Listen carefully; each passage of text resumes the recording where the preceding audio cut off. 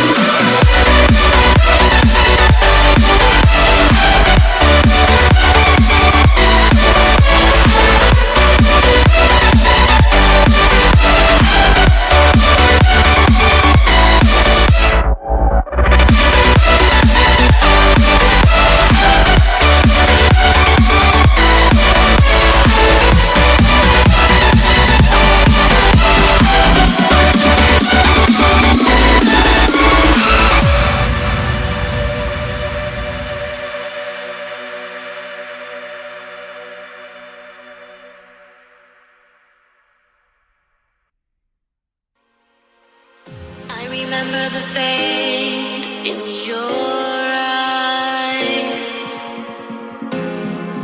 I'm lost in space, floating away, away,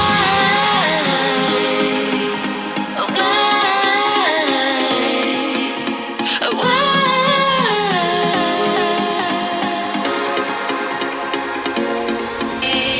I'm running away from you.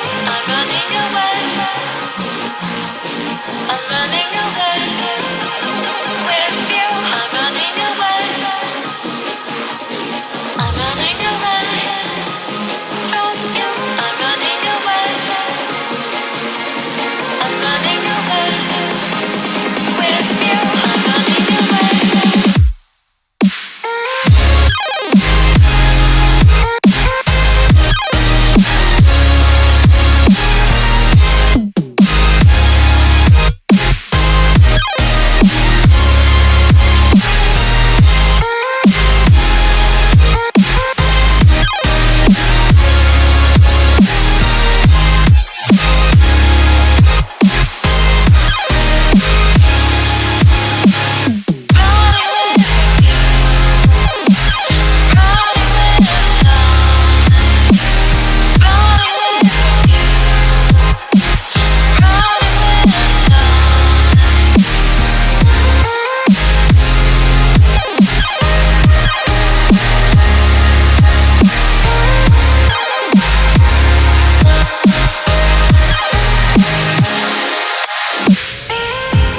Look at the stars, they find me.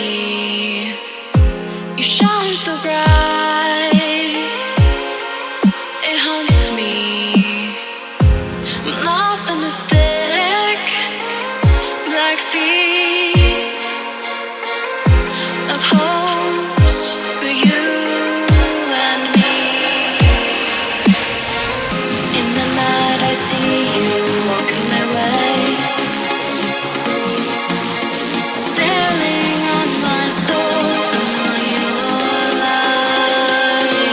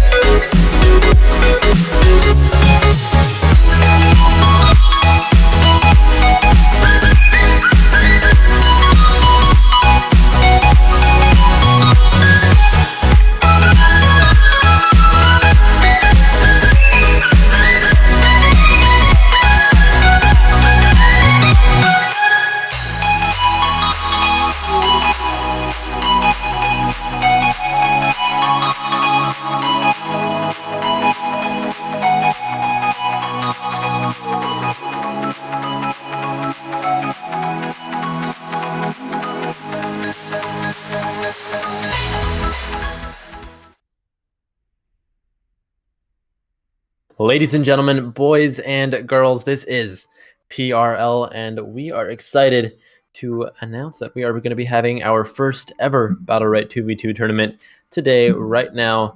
We have both of the first teams in, but before we do get started, I'd love to introduce myself, Chimblade as usual, and a lovely balded man here to join me in the virtual casting booth, Mr. Duviel, our favorite manager. Not really, we like Scheist more, but Duviel, how are you doing today?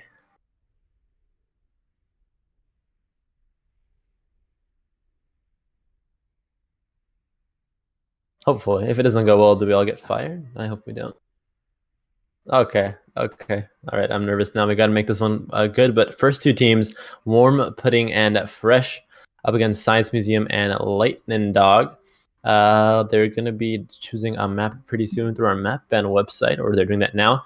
But again, before we start, we'd like to remind you guys of our giveaway on Twitter going on through Gleam. Make sure to check that out.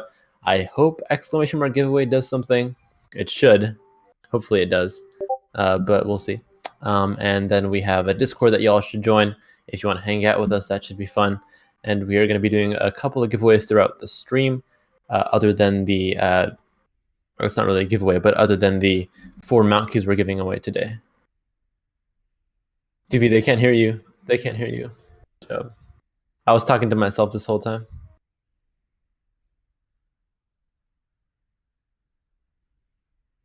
Well, I'll keep talking until Duvi unmutes himself. So, Chim, how are you doing today? Oh, I'm doing pretty good, man. You know, it's been a pretty good day. I'm pretty excited for some Rocket League. What Rocket League? It's Battlerite. Oh yeah, Battlerite. Yeah, that's the one. Well, we're gonna transition to music while Dewey fixes his mic. But we'll be back with the first round of tonight. Don't go anywhere. This is PRL.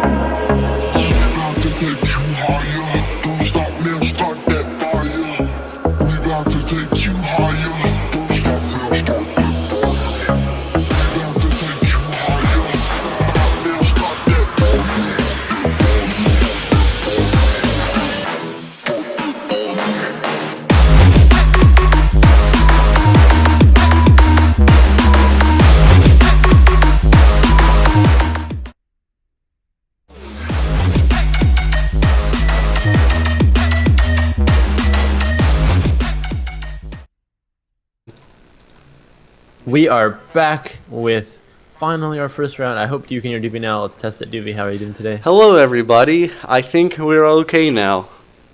Alright, I think we're okay now, too. We'll hopefully get into this one as soon as I ready up. Bam. Pressed it. Map pick was Araz Nighttime through our map ban website, which is really cool. Thanks to Quent for heading the development in that. But let's see who they pick. It's a Shifu Older up against a Jade and maybe a Lucy here. Should be a pretty interesting match. If they can shut out Lucy, I feel like they will be in good position. But again, that'll really depend on them shutting out Lucy. Lucy can be real annoying when it comes to, especially 2v2 matches. She can do a lot of damage, has a lot of heals. So we'll see if Alder and Shifu can fight up against Lucy and Jade here. As long as you've got Sands of Time, you should be good to go. But round 1 Battlerites, Shifu gonna go for the one that's red. Yeah, buddy, knew it. It's Ceremonial Spear. Impale heals you for 4 health plus 2 health for each weapon charge. That's the basic Shifu build. Uldor for Sand Tomb. Jade, Evasion. I feel like there's another one that people usually take on Jade. Most people, I feel like, do take the stealth for the immaterial. It really helps get away from things. Well, we'll see what they do, though. Shifu comes in with the Javelin right off the bat, gets silenced, though, and there it is, coming out from Lucy with the healing potions. She dropped a flask as well, didn't hit it, though. Launch fault now from Jade. Back center, looking for the snipe. Turns around completely. Shifu is stuck, but he finally gets out. He has 2 charges of Impale, looking for the third. Sands of Time now onto that orb, coming out from the Uldor. He might get sniped, though. He gets sniped, and the orb is taken up by the blue side on this one. Time Better comes out as well. He absorbed an ability. I think it was the Q from Jade. I don't know yet, but we'll see. Popped over now from Alder, coming over to the bottom side. Shifu still initiating, gets the Tendon Strike as well. The orb respawning anytime soon. The snipe is missed because of the immaterial. Shifu doing a good job of going fleet foot on that one. There's the ultimate. None of the explosive shells except for one hitting Shifu on that one. And now Jade is rooted. She gets initiated on by the Uldor, but there is the crippling goo from Lucy on this one. Both players on the red side pretty low. Blue should have this one under control. So far, the blue team has done a terrific job of purely poking Alder and Shifu. They've just been kind of sitting back a lot and just taking unnecessary damage. They should be really going up and in front, especially with Shifu, been able to get in there and do a lot of damage. And so far, they really haven't executed on that, and they've lost both of the orbs so far. Really, really bad start for them here in round 1. Hopefully they can fix that though in round 2. It is a, I guess, quote-unquote best of 1, first to 5. Just one map is going to be played here to keep things quick because we did get an amazing amount of signups. Thank you guys so much for that. But round 2, heading into the Battlerites, what's sort of the mindset here, DB? So as I was saying earlier, I really think that Shifu and Alder really need to be a lot more aggressive. Between Jade and Lucy, they're just poking all day and not really getting any punishment for it. So I really think that, especially with the Shifu, they got to get in, play close, and see if that'll help them win this one. Let's see if they can do it. Alder now putting on those left clicks here. He actually escapes with the shifting sands a bit too early, and Shifu's getting destroyed. The R came out from the Jade as well. She's putting on revolver shots, rotates around with the blast vault, and now looking to snipe the orb, gets it and gets Shifu as well. Lucy now looking to put on a flask, gets one onto the Shifu. Shifu though engaging right back over onto her with the javelin on that one, but he's so low. Counter procs from the Kunju. He's got the Impale, uses it, and now the ult should do it. No, the immaterial. Good fleet foot there from the Shifu on this one. Orb should be spawning anytime soon. There's a snipe. Misses it out though. Jade misses out that snipe. And Alder, we talked about this, or we haven't yet, but we should, that he is he's not that supporty. He's much more DPS, especially with his left click and then his Chrono Bolt, which is his EX blade in the left click. It pops all the Sands of Times procs that you put on it. So he's a very DPS-y support. His healing is not up to par with someone like Lucy. Yeah, absolutely. Alder is really, really strong when it comes to DPS, even though he has that support title, as you pointed out. That Sands of Time and then the dot afterwards really just ticks down people, and they never really expect it. And he has a lot of mobility too, and I kind of feel like the current Alder player is really playing him as support and not really utilizing him for the damage that he can do, which is really, really punishing them. Yeah, and that junk shot gonna get rid of him outside of that map. What is that called? You know, like the little shadow that decreases? I don't think it has a name. Sudden death, I guess, is what you could call it. Well, he gets into that sudden death from the Jade ability, her R, which is called junk shot. Got it. Called junk shot. There you go. I'm gonna quickly transition scenes for the stream real fast because apparently our overlay is wrong. Bear with me. 3 seconds. 1, 2, 3, and it didn't fix the overlay, so that's pretty hype. All right, whatever. We'll deal with this. We'll fix it after this round. But round 3, Battlerite's Deadly Focus from the Jade. We see that round 3 usually, but the first 2 rounded Battlerites are not the usual ones coming out from Jade. Absolutely. And taking a quick look at the Battlerites there, a lot of damage coming from Lucy and Jade, and a lot more utility coming from the other two. And again, I think that's the wrong way to take this. They really got to play a lot more aggressively. Although it looks like this round they are just blowing up Jade. Shifu's really getting in there, and Ultra's done a really good job of throwing in some damage with giving that little bit of heals to Shifu.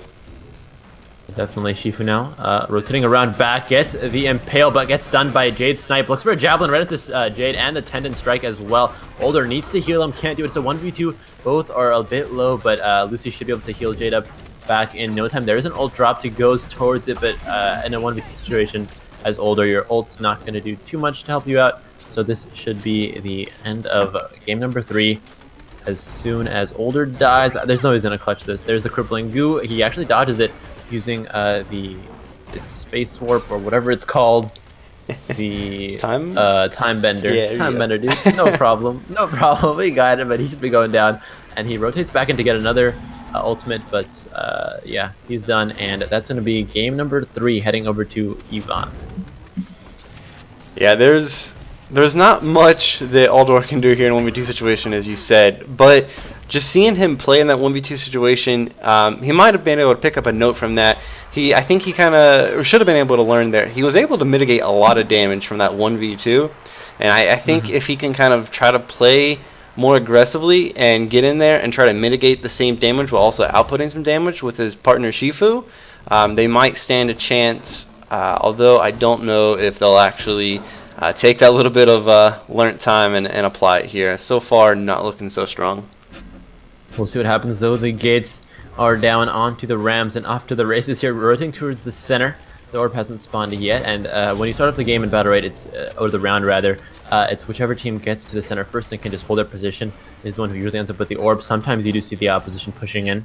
Like right now, they should start pushing in. Older puts one across, not gonna be enough, and there's the Javelin coming in, trying to get some control of that center. The Shifu, though, missing around, rotating over to Jade now on this one, looking for the Javelin, misses out on it, though. And the Renews still coming out here for the Older, looking to heal himself as they totally lose line of sight for each other for a moment here. Older finally coming in back. The Kunju is procced here for the Shifu, but the junk shot coming out from the Jade. Jade still going on with the revolver shots, looking to put more damage onto the opponents. There's a snipe coming on, hits Older with that one and the orb. And there's the Crippling Goo now from the Lucy, continuing with her Toxic Bolts onto the Shifu. Shifu is stuck in that corner, not the best, and stealth into snipe. The classic combo dodged out, though, by Time Bender. And it's very close now, 2v2 still. Nobody died, but Jade needs to be healed up by her Lucy right now.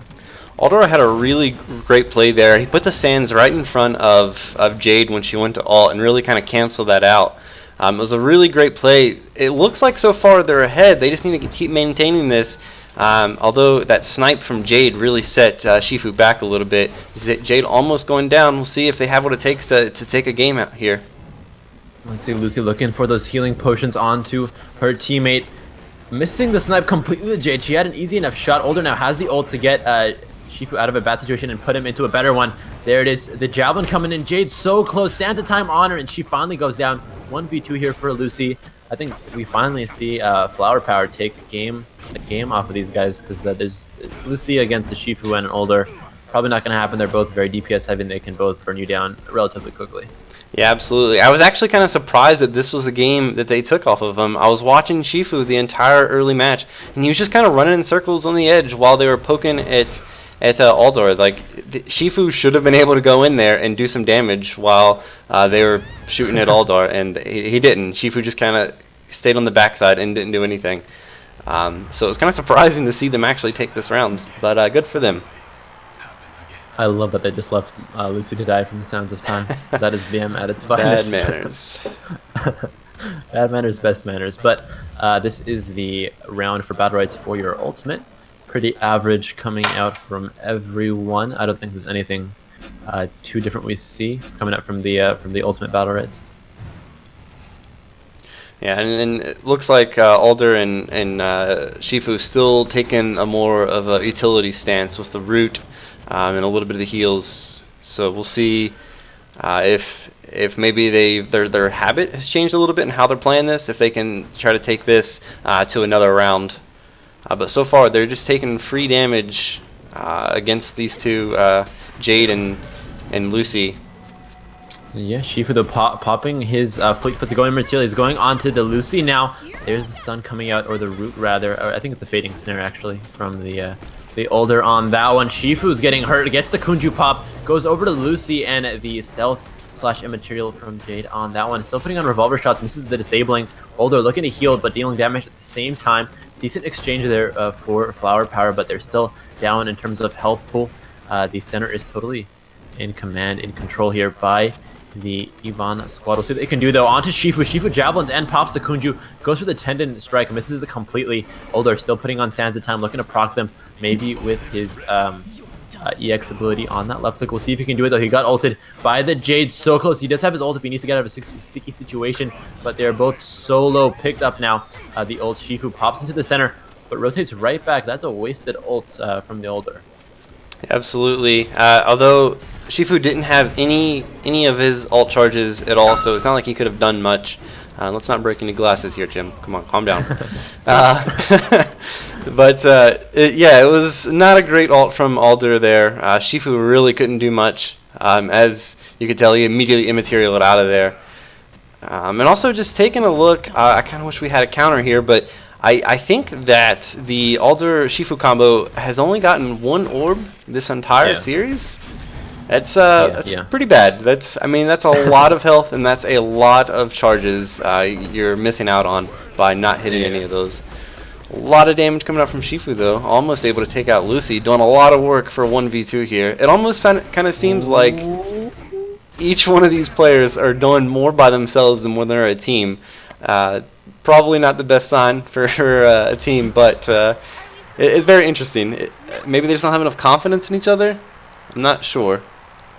Yeah, possibly, or they just haven't figured out their combos. With Alder Shifu, I guess what you want to do is have the Shifu sort of proc the counter early, get in the back lines of the Lucy Jade squad, and maybe try to get a couple of hits in and impale to have enough energy for his tendon swing to get the in cap, then have the DPS come in from the Alder. We don't know though. We'll see how they decide to take this one. They are down 4-1 now. This is all or nothing for them. The snipe coming out onto Shifu, misses out the counter. It's procced early. Now he's looking for those tendon swing charges up. He needs it to have his DPS buddy Alder put any damage, but he's getting destroyed. Finally, Fleet Foot's out of there, and Alder needs to heal him. Putting on the heals is Alder with that rejuvenating sand, but I don't know if it's going to be enough to keep him alive for long. Shifu gets knocked right back. Panic Blast coming out from the Lucy on that one. Renew onto the Alder still. He's getting rejuvenated by Alder, but it's not going to be enough as he's in a 1v1 situation now with Lucy.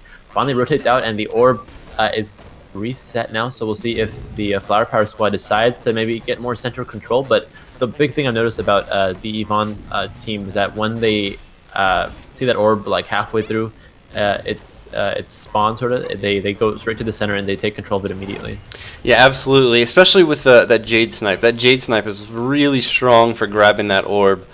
It's really hard to compete with it. Jade's snipe does upwards of 38 damage, plus a little more with some Battlerites. So that's like 75% or so of the orb. Really hard to contest. Definitely is. Jade now putting on a revolver shot. Shifu almost done. Javelins inside for a last-ditch attempt. Pops the Kunju. Not going to work out though. Goes for the tendon swing, missing out on any chances there. The ult is ready, and there goes Shifu. Now onto Alder. The crippling goo misses, but it should not matter. Alder going down momentarily here. It is a 2v1. They are kind of low, but there's the stun, and the burst damage coming out from Jade should be enough to do it here. Alder looking to just keep himself alive, maybe keep some of his shame here if he can get rid of one of them, but I doubt it. And that is going to be it. Game number 1 going over to Yvonne, 5-1 here. Actually, we did get updated team names. That stream was wrong. It looks like Smile with the Faceless is on blue and Classified Esports is on red. So Smile with the Faceless are going to be the winners here of this series. Definitely GG's to both. As starting from round 1, I really really wanted to see a lot more of aggression out of the Shifu and Alder team. And I really think that's what ended up causing them to fall behind in this series as a whole. What are your thoughts on that? Yeah, definitely. The huge thing for me is orb control. Like, a lot of people just bypass it, especially when you first start the game. You're like, whatever, I don't know what that thing is. I don't want to touch it. But once you start getting better and understanding how much of an effect your EX abilities can have, and your ult obviously, but EX especially, knowing when to use them and not. Some people, they take one extreme where they never use EX, and other people take another extreme where they use so much EX they don't have time for their ults or enough charge. So I think that the opposition was able to find that balance, and that's why we saw whatever their name was at this point. I don't even know, but we saw them lose. Yeah, Classified Esports. We're going to be your losers for this series, and unfortunately, this is a best of one, so that means they are going to be out. And by best of one, I mean the best of 5 of the best of 1. So they are going to be out of this tournament, and it looks like Smiles with the Faceless are going to be moving on. Smile with the Faceless, I think, was the team. The blue team, they're going to be moving on to the next round. So hopefully we'll see them again. They looked like a promising team comp. Definitely a strong Lucy and Jade combo, always grabbing all of those orbs, and really just poking a lot where they had the opportunity. And Lucy did a great job of stopping damage with heals and shields, as well as just moving out of a sticky situation. So hopefully we'll see them again and see how they go throughout this tournament. And as we get into the next match here, I'm going to transition you over to some sweet tunes real fast. And as soon as we hop into the next game, we'll be right back. Enjoy. Right in front of you. There is no light on the other side. I say look straight ahead and you will see. You will see.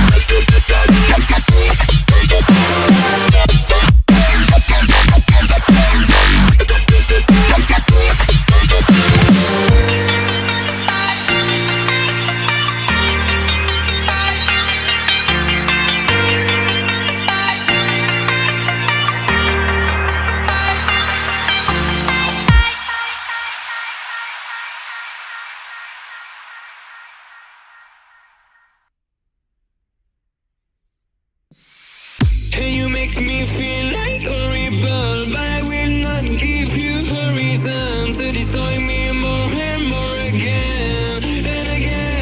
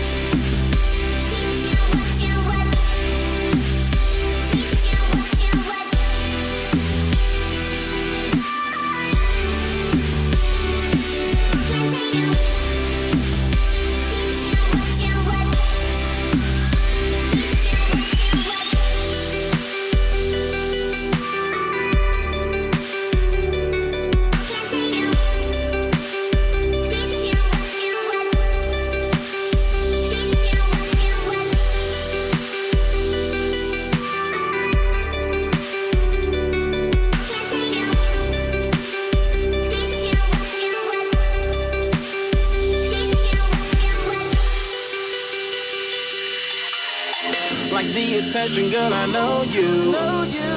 But you're everything I want in life. We're fighting danger like Kung Fu. The love I feel is deep inside. The others don't matter. It's honestly us against the world. We're the perfect team. You're my dream, and I just want it. Can't get to myself. Can't get to myself. Can't get to myself. To myself. Can't get to myself. Can't get to myself. Can't get to myself. To myself. Can't get to myself. Can't get to myself. To myself. Can't get to myself. Can't get to myself. Can't get to myself.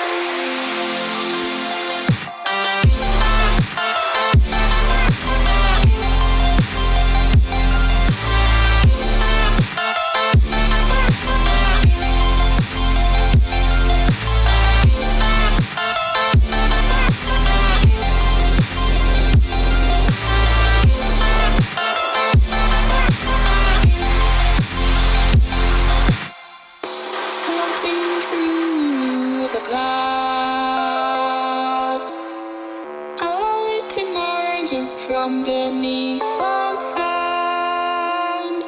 Please don't take me close, seems so far away. Across the universe, she lives another day. I know the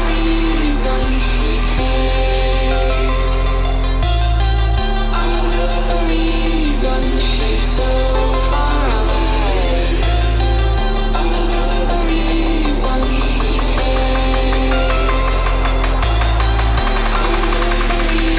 Underneath so far away.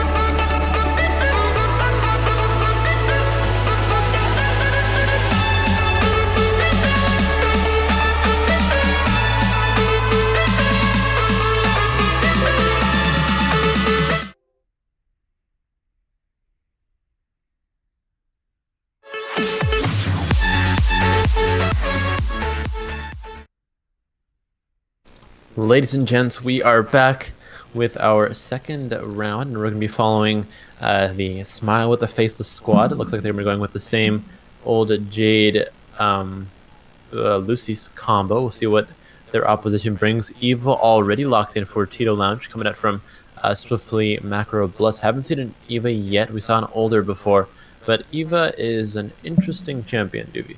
Yeah, absolutely. Eva can do a lot of damage, but also at the same time very susceptible to getting caught. You can jump immediately and get a pretty good distance, and you can take a Battlerite with Eva to jump back, so you have a little bit more mobility. Yeah. But after that, you're so susceptible to getting caught out. So it's a pretty hard champion to play as far as getting position and everything. I honestly think that Jade is just in general a stronger champion that can do just as much damage as well as provide an equal or if not more utility. So we'll see how this plays out. Again, we already did get to see the Jade Lucy combo from the red side from the last match. So we'll see how the Alder and Eva come from this round. That we will own. He told us how to say the name before stream and I already forgot. Onagni. Onagni. There we go, boys. Onagni. And Tito Lounge up against. We're putting it fresh. Oh boy, this is great. But Gates are down heading towards the center of the map on this one.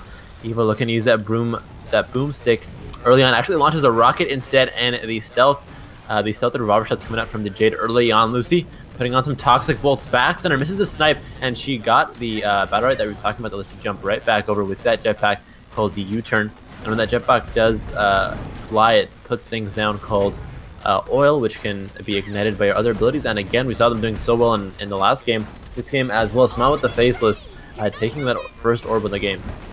As a huge crippling goo from Lucy there on both members of the blue team.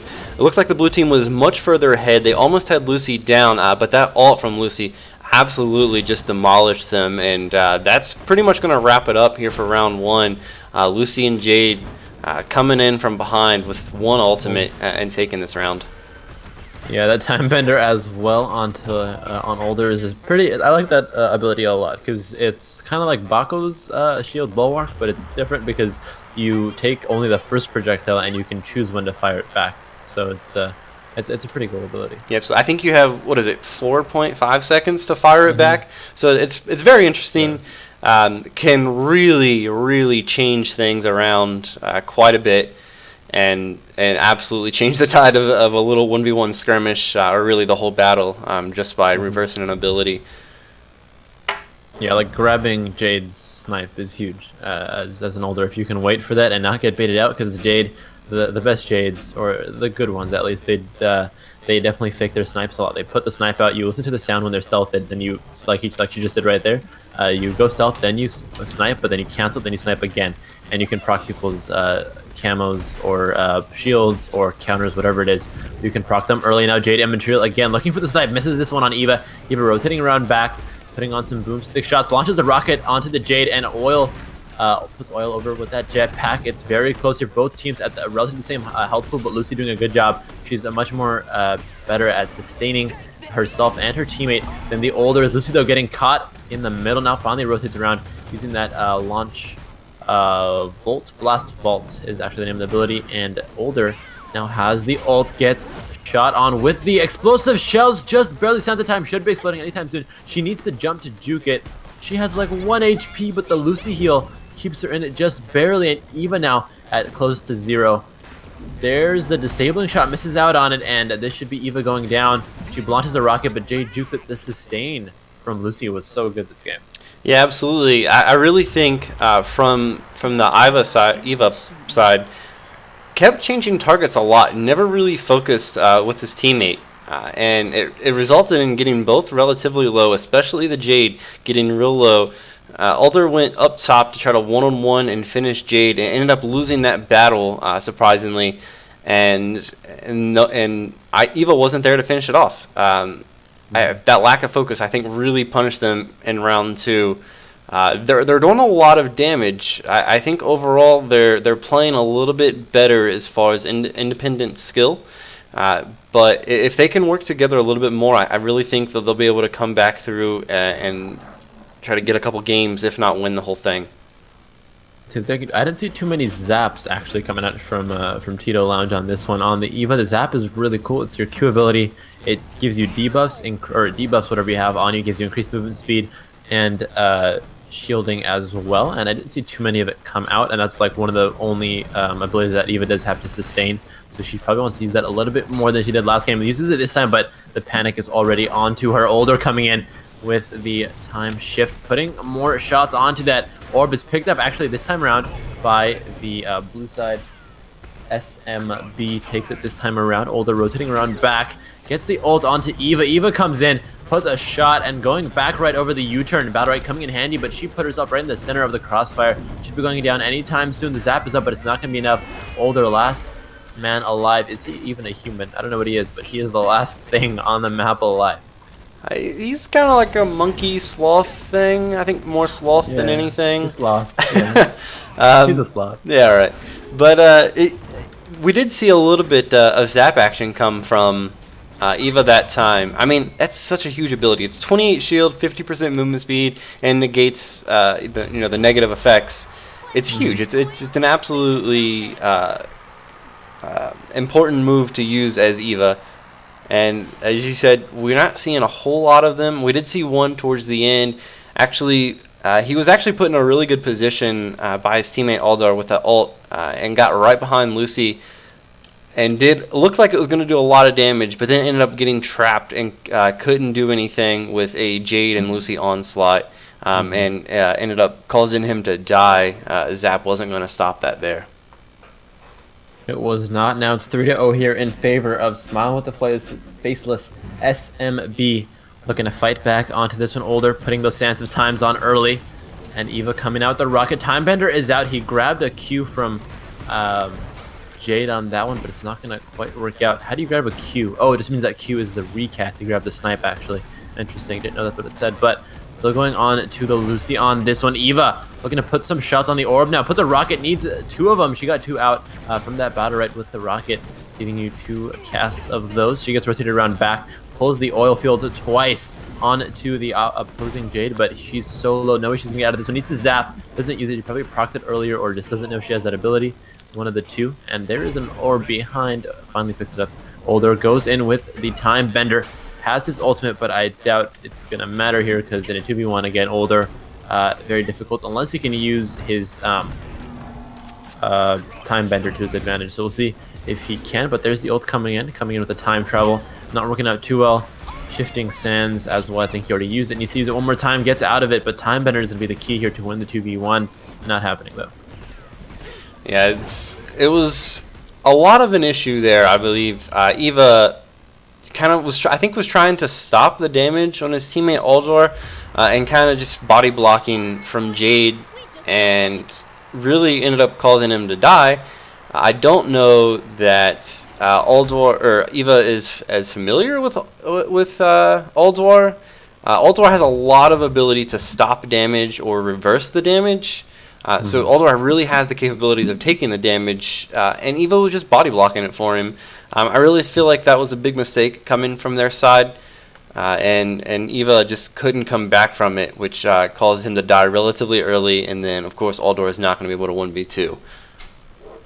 Yeah, the team score 1,022 for the Aldor and 168 for the Eva. Tells you something about who might be the weakest link for that team, but hopefully they can fix some issues up. Eva definitely needs to output more damage, use more of her abilities better instead of just constantly spacing or jumping over, jetpacking over one, shooting some shots, jetpacking right over. It's the old card she's pulled multiple times. You're not going to be the best play for her if she wants to continue and through the rest of this tournament. But now the Jade come in, and both members here for SWB are super low. One jetpack, hopefully the recast here from Eva if she stays on it with a rocket. And there's a crippling goo knocked back into it. Eva as well has the machine gun, but she's dead before she can use it. Shifting Sands from Older. They're both relatively low, but he is even lower. And 5-0 here for Sir Smile with the Faceless on this one.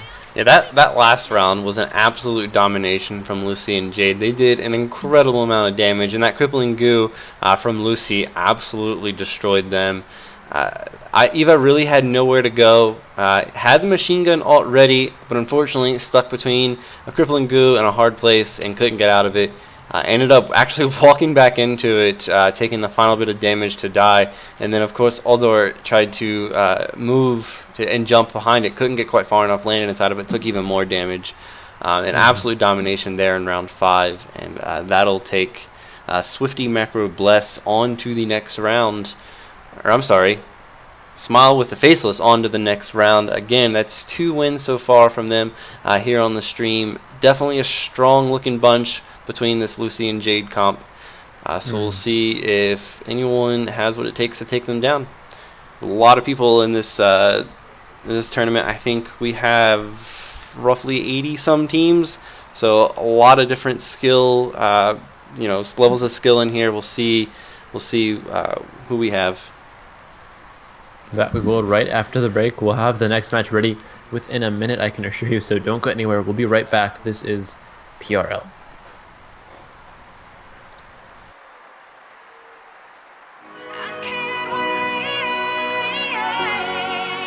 Cause I was too young And I didn't understand that you were the one. And I can't wait to see you again.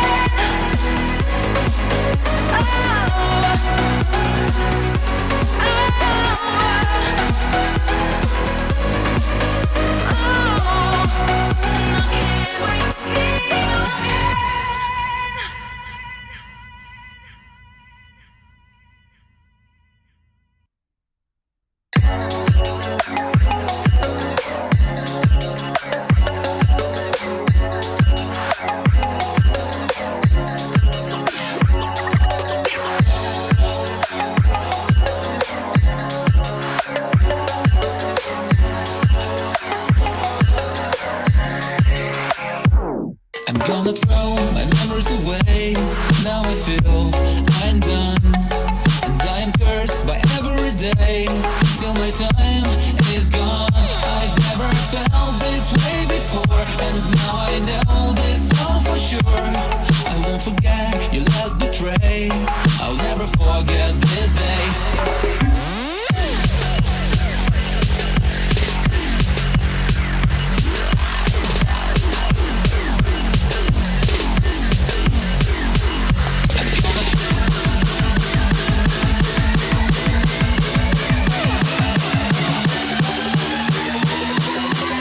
I'll never forget this day.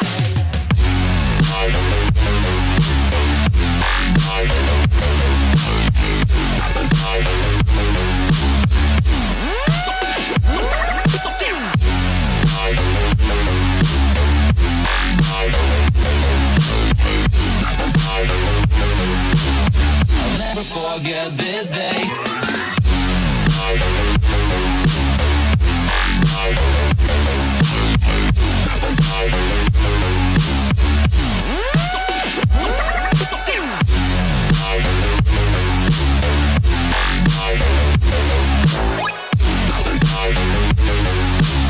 I'll never forget this day.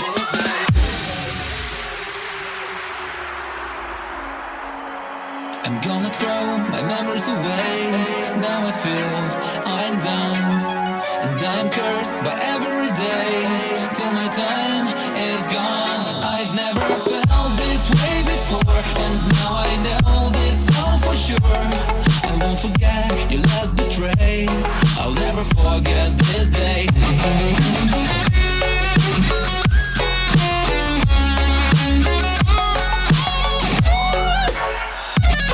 I'll never forget this day.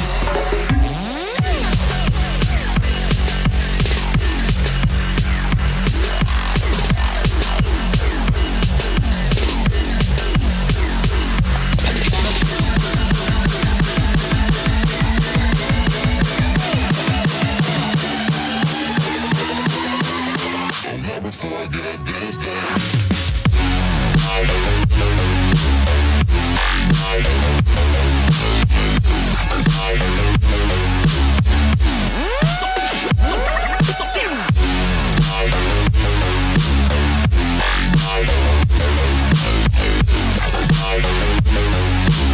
I'll never forget this day.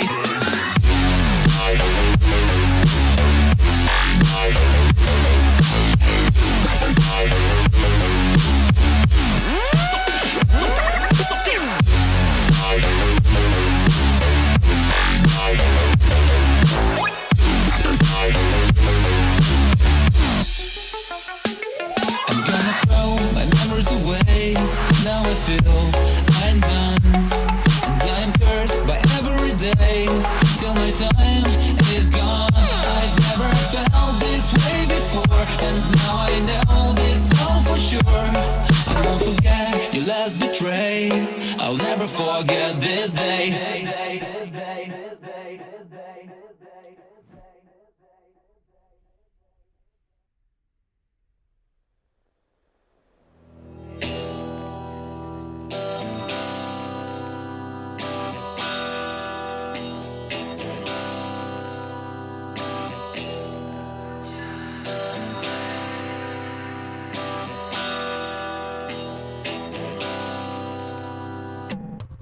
If I'm just a mistake, why do you come back to me? Every step that you take echoes through me.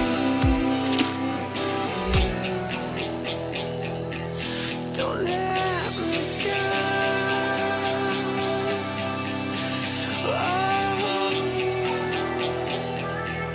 Don't let me go. Don't let me go.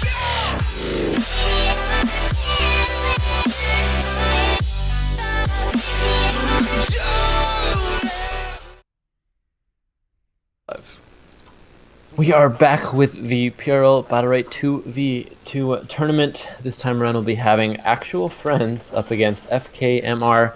Don't know what that stands for, don't know if I want to know what it stands for, but let that 40 bang. And Ocean Dan on the blue side with actual friends, and Finbar and Absolute on the red side with their squad. Rating up, looking at the champ picks. Jade seems good, let's do it.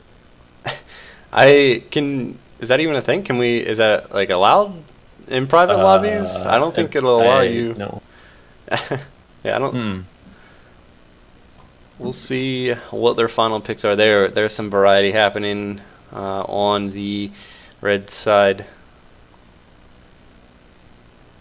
Ashka Jade, that's interesting. That's very DPS heavy, no heal, so you're just going to want to stun someone and then just destroy them with the snipe flame strike combo coming out from the Jade Ashka. Don't know if that's going to work, but Ashka Pearl has been seen before, so it's going to be Ashka Pearl up against Ashka Jade. Ashka Jade obviously are the ones with no healing whatsoever, and Ashka really doesn't have too much sustain without a healer. I usually deem him useless, but maybe he can make it work. They're going to have a lot of damage. They're going to have a bit of CC and some pretty solid utility as far as moving around there on the Jade Ashka side. But if Pearl is somewhat decent at this game, then I feel like Ashka and Jade are going to have a real tough time. Pearl is going to be able to mitigate a lot of damage and heal up their Ashka, and their Ashka is just going to have just a field day on the damage. So they're getting started right now, so we'll see what happens. Yeah, and the orb center control taken up immediately by actual friends, but good push coming in a little bit early from FK Emerald. We'll see what they can do. Pearl using those volatile waters now puts a barrier to block that snipe. Very well placed from her, locking Jade into it. The flame strike comes on onto Jade. They need to burst her down now. Ashka looking to burst him down, but on the other end, there is the opposition to Ashka going over for Pearl. But Jade now is very low, and that exchange going in favor of actual friends. Ashka still going strong onto the Jade, who's stealthed. The Molten Fist comes out to knock her out. They need to get the orb. I don't know who's got it, but I'm assuming it was actual friends because they're the ones with the most energy in the tank on this one. Yeah, it was actual friends. It looks like that the red Ashka had a chance to grab the orb, stunned Pearl, but didn't hit with his left mouse button, and ended up letting Pearl take it for free pretty much. Which is huge for them. They really needed that to even have a chance to turn this around. Though that was a huge ultimate coming out from Jade and absolutely destroying Ashka, but it looks like Pearl is going to be able to recover health back up, and Jade is going to have a rough time with this, so it could be possible. Could be possible with the healing waves coming out, and now the Jaws is ready for the Pearl. Ashka caught a bit off line of sight, still in the line of sight, but a bit too far for Pearl to heal. Finally coming in closer. Jaws coming out soon, hopefully, as soon as she launches out of stealth, but the Jade, I don't know how he's staying alive. There we go. Finally down, and Jaws not used. I think instead the Pearl opted to use the bubble shield on Ashka to keep him alive instead of the Jaws, and it worked out fairly nicely for these guys. Yeah, absolutely. Jade really needed to get to the other side of the map and try to pick up his dead teammates' charges to get another ult off. Probably one shot from the ult could have killed Ashka and done a lot of damage to Pearl. One ultimate really could have won Jade that match. Instead, it looked like Jade tried to immaterial and get a stun off and finish Ashka. Ended up jumping into a firestorm from Ashka and taking 3 hits, and wasn't going to work out that well for that. Center control back over to actual friends, but Pearl is so low. This is the burst combo that was needed to come out from FKMR if they wanted to make any kind of a statement using 2 strong DPS bursty champions, and they're doing okay, but Jade also taking a lot of damage. Ashka the healthiest from both sides here. The orb taken out by the Pearl's volatile water, but somehow Jade had enough charges for the ult, puts the explosive shells across, and Ashka goes down to the opposition's Ashka. The stun is there, and now Infinite Scorch should be happening anytime soon. Searing Flight's in, puts out a fireball or 2 onto the Jade, waiting to use his ultimate, but loses line of sight from Pearl. Should go back towards the middle, as the orb has spawned now. Jade on the north side gets not heroic charge, that's Bako. That is a Infinite Scorch and the Jaws, but Jaws not hitting. She tries to hop onto her mount for a second, but that's going to be it again. Same old story. They just can't sustain themselves. Yeah, they actually had a really, really strong start there on Pearl. Did a lot of damage, but couldn't keep up the sustained damage. Pearl was able to get out and get to some kind of safety. And then Jade actually went far left, and his Ashka went far right. They entirely split from each other, and both teammates from actual friends left Jade and went over and killed their Ashka 1v2. Not a strong play separating. They don't have a healer. They need to stay together. They need to burst, keep that constant damage up if they want to try to win this. Yeah, the only way they're going to stay alive is by peeling for each other, and if they're just off by themselves 1v2ing, not going to happen. Ashka, the Searing Flight's in, pops a fireball on the Searing Flight from the opposition's Ashka now, looking to keep them off of this orb as it's spawning in 1 second. There, the orb is up.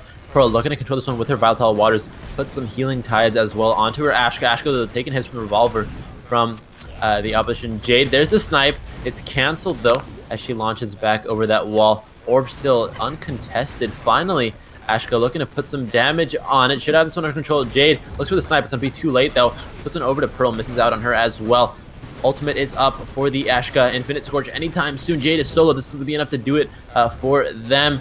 Searing Flight's out of there. Gets the Jaws now. The Pearl that is, and Jade is dead as of now. Ashka as well should be losing this fight pretty quick, because in a 2v1 as Ashka, you're not going to go too far. Yeah, absolutely not. Ashka is not the strongest character to be able to 1v2 or really 1v anything. Ashka really relies on kind of poking from damage from the back end, and then just kind of disrupting, especially with that huge ult that he has, Infernal Scorch. That's the one. Yeah. Too many words in this game. But Ashka not really strong. Really needs to cooperate with his allies if he wants to do anything. Yeah, definitely does. So we'll see what happens. And while we're waiting on these guys to pick up the Battlerites, we'd like to remind you of our lovely giveaways happening on Twitter and throughout the stream. So stay tuned in chat for that, and make sure to check out us on Gleam through the Twitter links for that giveaway if you want. It's like flame. It's the red mount. You know the red mount. Molten Warhound. There we go. Molten Warhound. It's the red one, not the blue one, but it's still cool.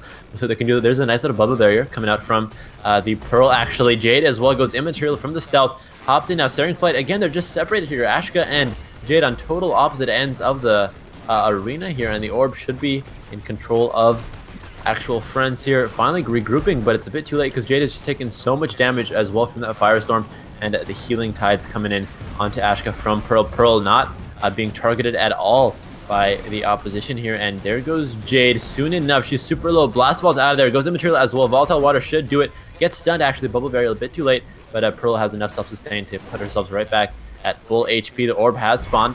We'll see what happens, but right now with the Jaws up for the Pearl, and Ashka with the ult himself, which he just used right now. Ashka as well has popped his ult way earlier, a bit preemptively. There's the Jaws coming out. Immaterial though, just gonna barely block out Jade from this one. She's still somehow alive, but as of now, actual friends looking like they can have this round. Yeah, Jade actually did 2 great steals on that orb. Actually got a snipe steal when you said the actual friends had control, and then was able to kind of fall back as they were playing with Ashka and got a second orb to get her ult, and then ulted off to the side of the screen, not hitting anyone. Really poor play from Jade, and absolutely ruined any chance that they had against this Pearl Ashka. Yeah, I'm gonna take this. I mean, obviously the mechanics for actual friends are better, but I mean the pick still. If you're doing Ashka Jade, you have to know what you're doing. And obviously, FKMR is not so sure or confident in what they're doing. They're separating way too much for a double DPS combo, or a double burst combo is a better way to describe it. And if you're not focusing one person and just trying to burst them down one by one, you're not going to go too far. Yeah, especially in a turn against an Ashka Pro. Yeah, absolutely. The big thing here is how much they're splitting away from each other. They absolutely need to keep constant damage up, and they're just not doing that. Every time they split, they let Pearl gain some cooldowns back, and just lets Pearl be able to protect her and her teammates. And it's just not going to get a victory from Jade and Ashka with playing like that. And definitely not. Ashka is going to take this orb down. There it is, the first orb. As usual, it goes over to actual friends. Pearl bursted down a little bit, but she can self-sustain with those healing tides. She gets 3 charges of those. I don't know how long the cooldown is, but it's relatively quick. You can almost constantly be healing people. She's kind of low in a 1v1 against Ashka. Now the Ashka and Pearl are split, and this is the same issue that was happening with the opposition, but now it's happening with actual friends here, finally regrouping.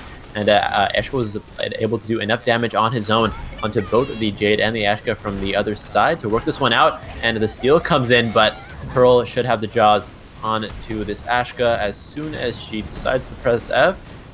There it is, but Ashka gets Molten knocked out. That's kind of wonky. I think Ashka actually knocked his opponent out of his ally's jaws, but worked out regardless. Yeah, absolutely, and that'll wrap it up for Actual Friends and FKRM. Actual Friends absolutely dominating against the double DPS team. Really, they didn't stand a chance with how they were playing. As we said earlier, way too much independent play, didn't keep consistent damage up, and Pearl really was able to keep the mitigation strong, all those bubbles and heals, and they just didn't really stand a chance at all. Definitely didn't. We'll be heading into a quick break as we get the next game underway. Should be the shortest break yet. We can count on it. So quick music break for some snazzy tunes, but we'll be right back. And again, this is PRL.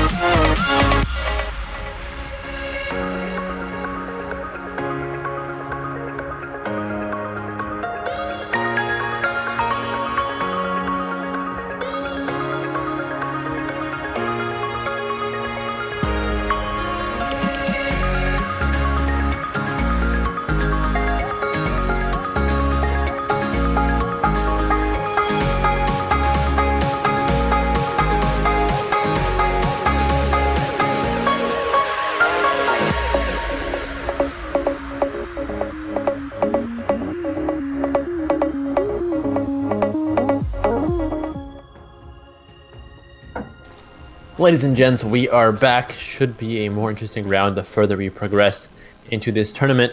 Teams are Fishwa. I can't read my own handwriting. I'll check the doc really quick.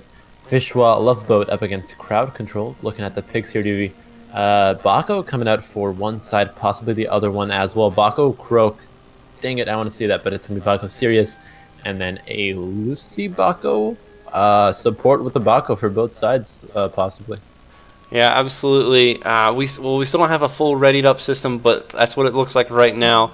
Although, there we go. It is Lucy Bako and Sirius Bako here. So we'll see which one comes out on top. I feel like Sirius is going to be a little stronger. I think Sirius is just a stronger champ in general. He has a lot of damage, a lot of mobility, and just provides a ton of protection in general to both him and his allies. Although Lucy is also incredibly strong. I think both top tier supports do an incredible amount of damage. The deadly injection from Lucy, super strong. That 24 AoE damage, it's huge. Pretty easy to hit. And just the shield and the clarity potions to negate negative effects could be really strong. I'm gonna put my bets on Sirius and on Bako though. I guess on Sirius, they're two Bakos. We'll see what happens though as they enter into this one. There's a sunlight coming out onto himself from Sirius. Bako pops the bulwark back over Sirius, going strong, launching himself with that Celestial Spirit onto Lucy. But one thing we didn't talk about before we went into this one is that both Bako and Sirius are melee. Lucy does have that range she can use to kite. We'll see if she can use that to her advantage though. Bako up against Sirius for this one. Sirius wins himself out on that counter. Bako procs his war shot for the shield onto himself. Pretty much the only kind of sustain Bako does have for himself is that shield with his R, his war shot. We'll see if he can keep it up now. Orb taken up. Bako misses completely on his heroic charge. That's going to be detrimental for the rest of this one. And thank you so much, BCR, for the host as well. You popped in a beautiful time. We do have an amazing game on our hands, Doobie. And overall, it's been super close. You were going for the Bako series combo, but right now Bako losing looking like they're in a much better position. Yeah, absolutely. One big thing with Lucy here is Lucy has some decent escape, but Bako has even better follow. Bako can really stick to Lucy if he wants to, although it looks like so far that's not happening. They're both kind of back and forth. Lucy doing a really good job of escaping, but even furthermore, Lucy's Bako is doing a really good job of peeling, and that was a huge stun and crippling goo coming from the Lucy team, and absolutely showed they just dominated both players from half health to nothing in roughly 5 seconds. And also would like to thank CBR for that huge host. I really appreciate it. Your guys' tournament was awesome. Our caster here, Chimblade, got to be a little bit a part of it. Did a great job with their caster. So again, thanks for the host. Yeah, and interesting thing, especially with the Lucy Bako combo, I think that if they can combo their abilities, they have a much stronger combo than Sirius. Unless, like, you can get the Petrify with Sirius to sort of emulate the stun, but I feel like the stun into the crippling goo is just so much stronger for the Bako Lucy squad. If Bako can get that Valiant Leap and then crippling goo like we saw last game from the Lucy. She already has the War Mat. Why is she here? What?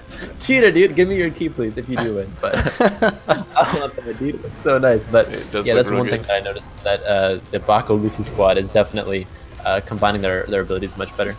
Yeah, absolutely. And Bako is just peeling so well for his Lucy. I really got to differentiate. Lucy's Bako is peeling absurdly well. And then when he does actually go in, Lucy is just making sure he takes as little damage as possible. Really strong play, synergy from both Finlev and Niwa here. Looks really good, and that was a huge orb gained from the Sirius squad. Really puts them ahead on the charges, although it looks like Lucy's Bako does have his ult ready to go. We'll see if he can charge here. Yeah, looks like there it goes. Beautiful charge from him, able to isolate the Sirius on that one. Puts a heroic charge into the Valiant Leap, into the shield rush, just a lot of damage. Now Lucy gets a heroic charge and the Petrify. Very smart coming up from Sirius to keep Bako out of it. Not enough time for Bako to peel because he is stuck. Finally getting out of it though. throws out a Blood Axe, but very even situation now. There's the Valiant Leap from the Bako Shield Rush. Bako to Bako. Bullrock is popped into another Valiant Leap from the opposing Bako. There it is, looking for the same exact combo. Valiant Leap into Crippling Ju, and it's worked out twice so far. This enemy Bako is so close to being dead for crowd control. Oh my god, there it is, the Shield Rush, and the War Axe gonna finish this one off. Bako gets 2 in a matter of seconds, and for a second there, it looked like Bako and Sirius were going to win that one out, but again, Fishwa Loveboat taking the game 2-0 now. Yeah, absolutely. I think that Sirius actually missed a huge opportunity.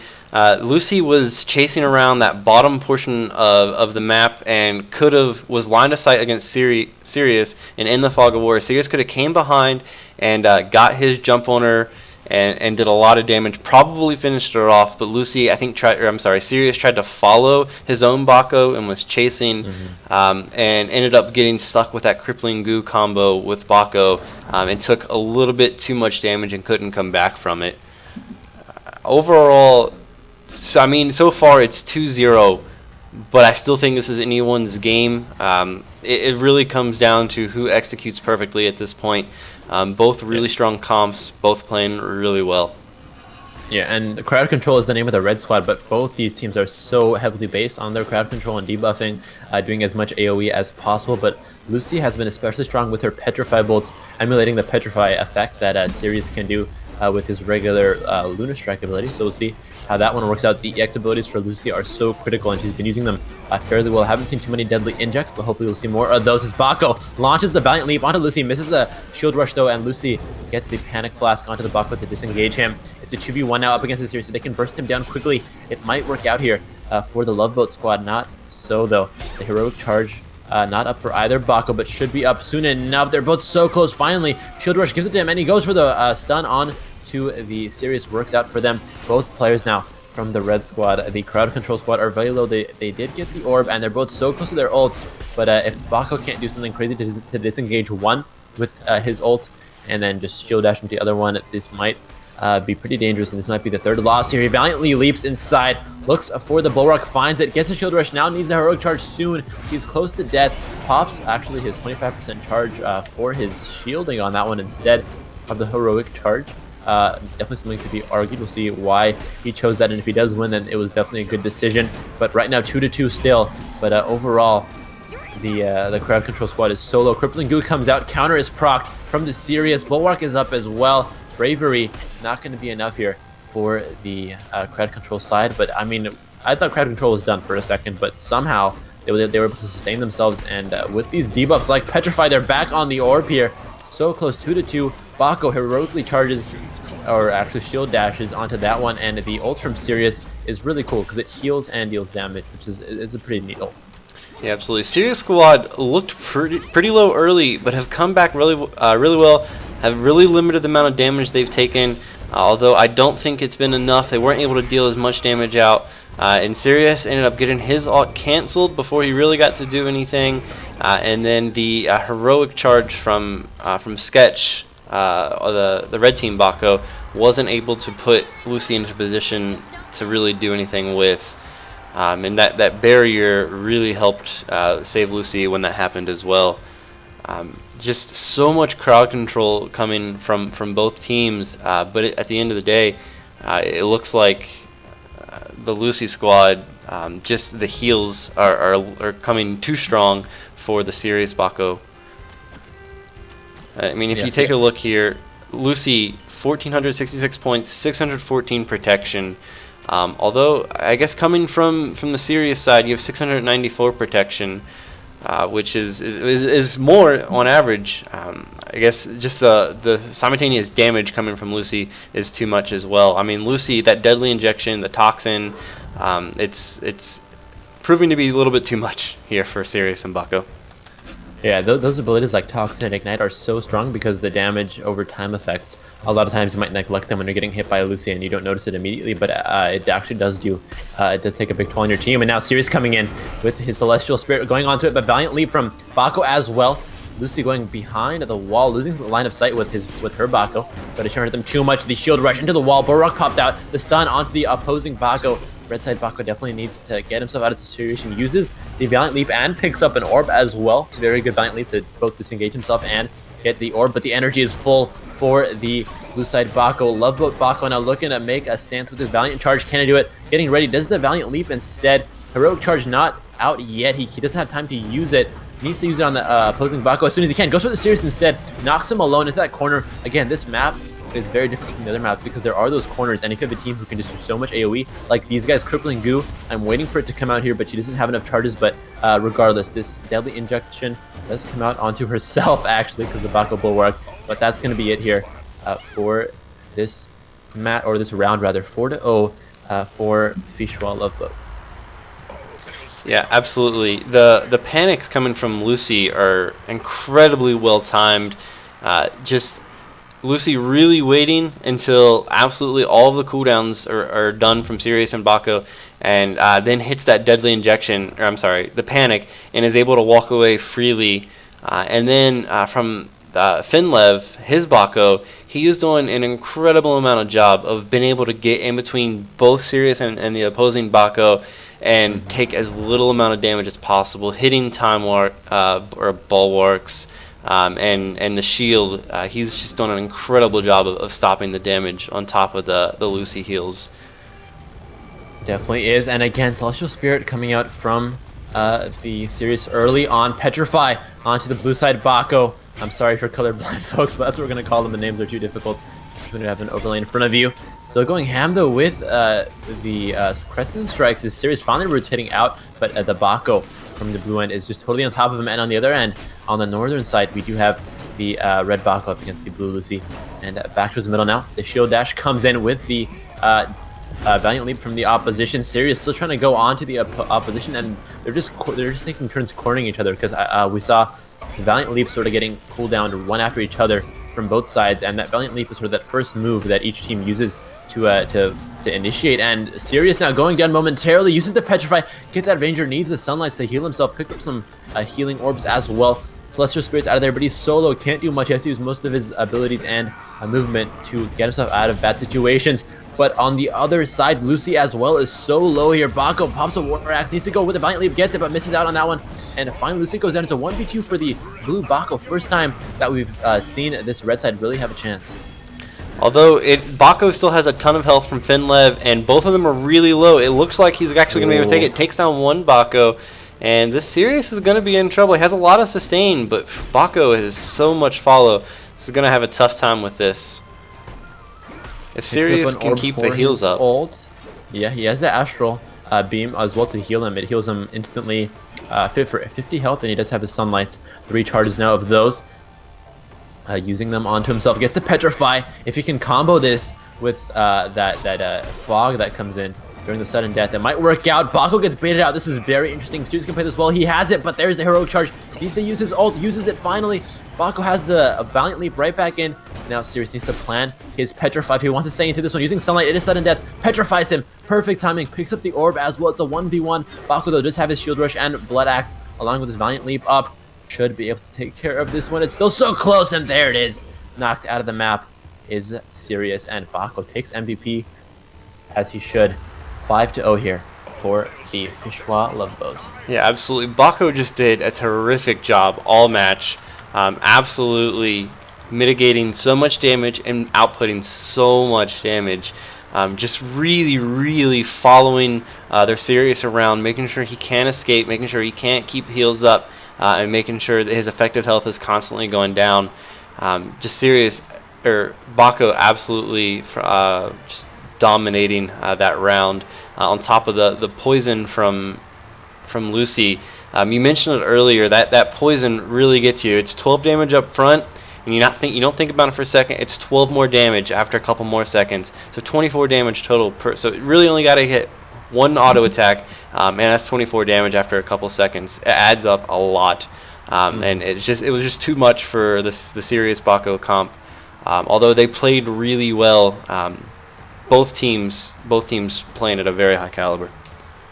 Yeah, it was 5-0, but the games themselves within the match were very close. The rounds were very close, although it was a 5-0, and that is going to be it for this series, or this round in the tournament, I guess. We'll be heading to the next round with 2 new teams to check out after the break. You guys can chill to some music, hang out and chat. Tell us what you think so far about the tournament. Love your support, your criticism, your suggestions, or your memes, whatever you want to give to us. We'll accept it. And again, this is PRL. Don't go anywhere. We'll be back right after the break.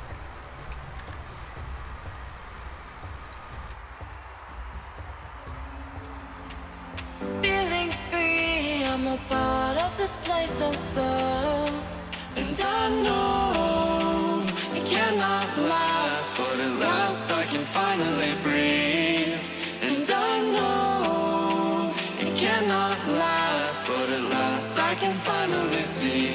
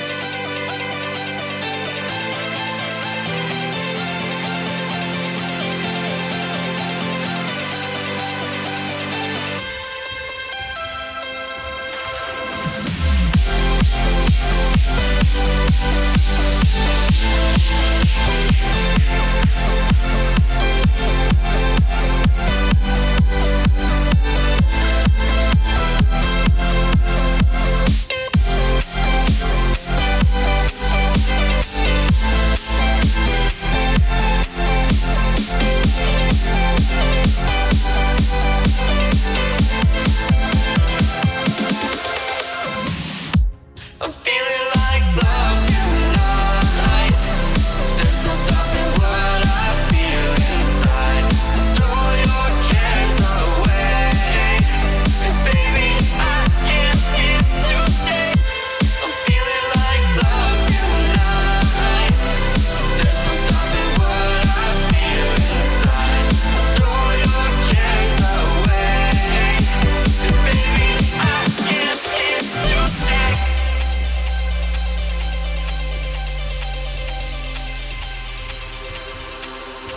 Floating away with you in the backseat of my car. We're timeless, sailing through, but tonight, no, we can't go far. And I know it cannot last, but at last I can finally breathe. And I know it cannot last, but at last I can finally see.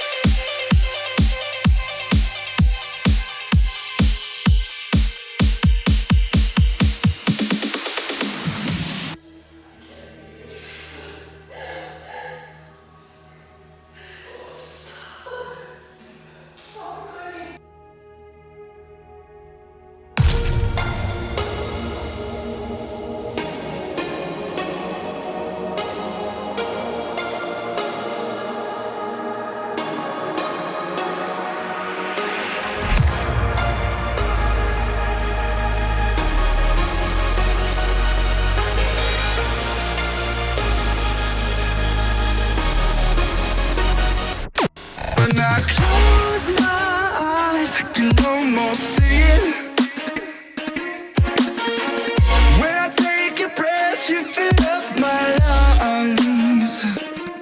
And if my mind worked backwards just for a minute, I'd follow you before the memory's gone. I remember you. You lift my spirit. With you high is all I'm feeling. Remember how we felt alive. I remember you.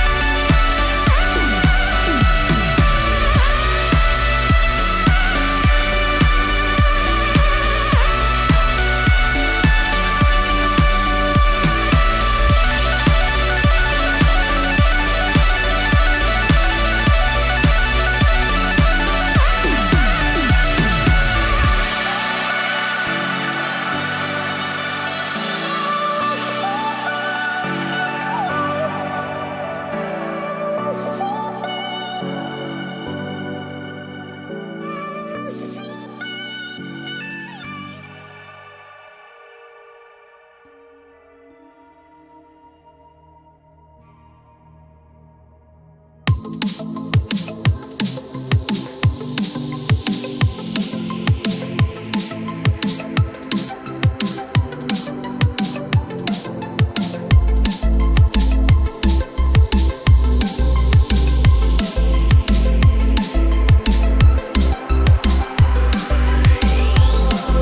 know how long we've been out here, and these nights are getting shorter. Like a energy I'll conquer. In my soul, this is real. These nights are getting shorter. In my soul, this is real.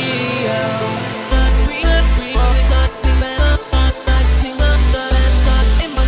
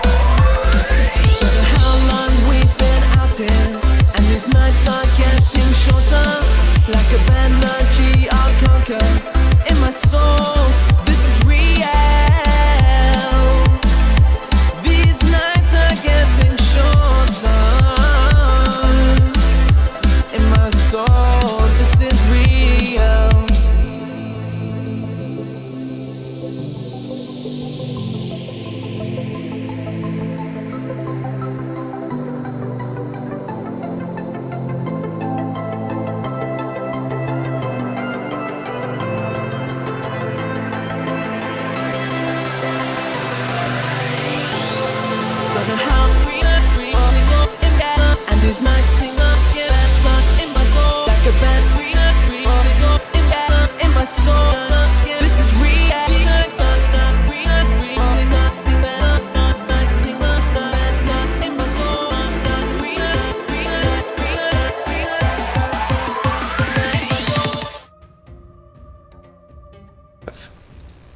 Ladies and gentlemen, we are back.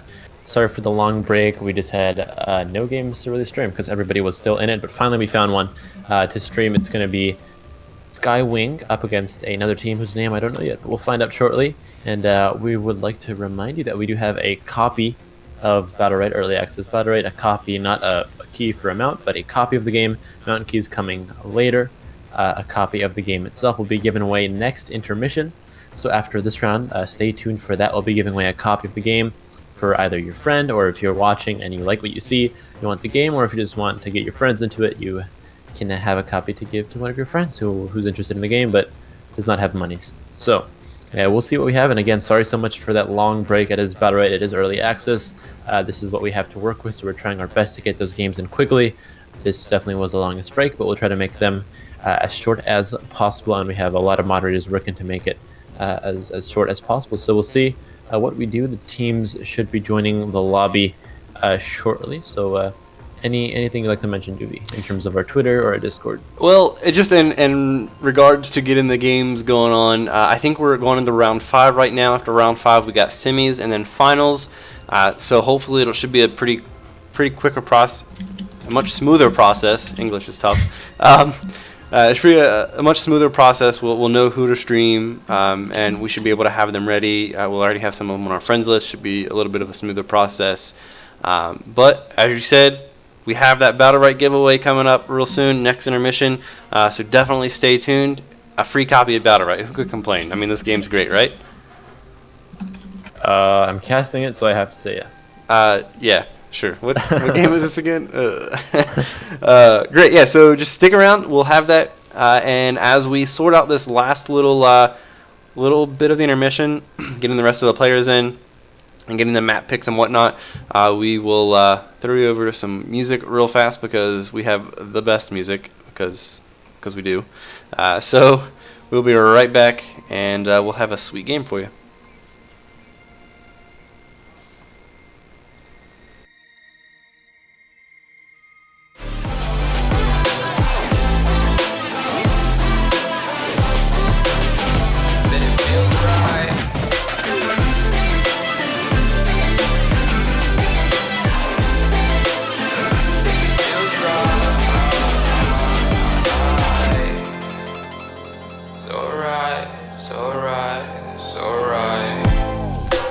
Going with the gut, never had a doubt, felt like this is just a must. Put me in perspective, I'm the deepest in the cut. Everybody tuning in, but this is just for us now.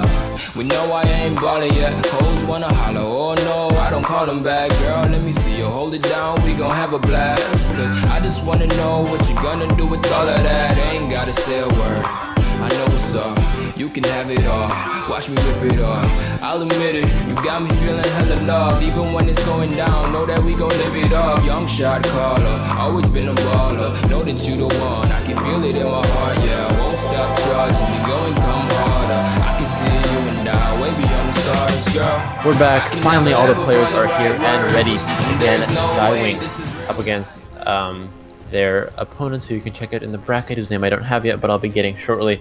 And if one of the mods could message me the name of Skywing's opponents, that'd be awesome.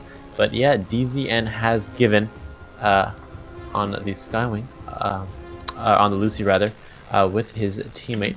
So it's going to be an interesting comp. Lucy Ashka up against Ashka Croak. Ashka Croak, I have tried, not the best. It's a pretty interesting comp. I mean, Ashka really relies on a little bit of peel, but Croak has that ability. He has the deceit, the EX ability from his Q. He can go deceit, incap someone, and then stun someone. That's pretty strong. However, Croak may struggle a little bit against Lucy with just in general the crippling goo, the panic, the roll, and then the Ashka CC in general. So we'll see how it goes. That we could see a Croak just go purely aggressive. I'm not sure, but they're getting started here. So take it away, Jim. Yeah, I mean, Croak did get the spit as well, just for that extra sustain, because he does not have any sustain except for that Toxin Muck that he has. So the spit gives him 2 casts of it. But Ashka, though, steering fighting in, looking for the fireballs, gets Panic Flask away. There's this stun coming in out of the camo for Croak. Frog leaps once, waits for the second cast of it, goes to get some heals for himself, because again, he does not have sustain other than what he can provide for himself. The fireball comes out from both ends. The deceit now going in for the in-cap, can't get it in time though. You'll see that change maybe in round 2 or 3, depending on what battle rights he goes for. He might be able to go faster with when he's camoed if he does go for those battle rights, but usually we'll probably see him go for the more sustainy, the one where Toxin Muck gives you more HP. We'll see what he does though. It might actually go for the quicker camo, which does help a lot, especially as a peeler. But right now, both are separated. Ashka finally coming in, steering flight from both, and the Infinite Scorch from the red side. There's 2 Infinite Scorches on the map. That's so hard to see. Flame, or Firestorm rather, missing from the red side Ashka. And right now, the Croak Ashka team, both a little bit low on HP, but they should have Orb. No, it's actually stolen by the opposition's Ashka. And now the Lucy is full, looking for a crippling goo to charge out anytime here. Yeah, Lucy is doing a great job with deadly injections. You can see she's got 2 off on that Ashka. She's really doing a lot of damage. If we take a quick look at the screen here, she's not doing too much less damage than her Ashka, but she is providing a phenomenal amount of heals. Really strong play from Lucy so far. They actually got all 3 orbs early on, and then just sealed their 4th one. That's a full ultimate ready to go for them, just between those 4 orbs. So really good control of the middle, and really proved with the amount of all of the Molten Fists and the the firewalls and the ultimates coming from Ashka on Team Lambo Mercy Lego.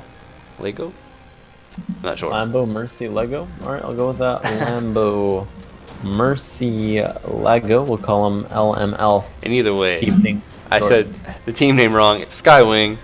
Skywing is with Lucy. It's tough.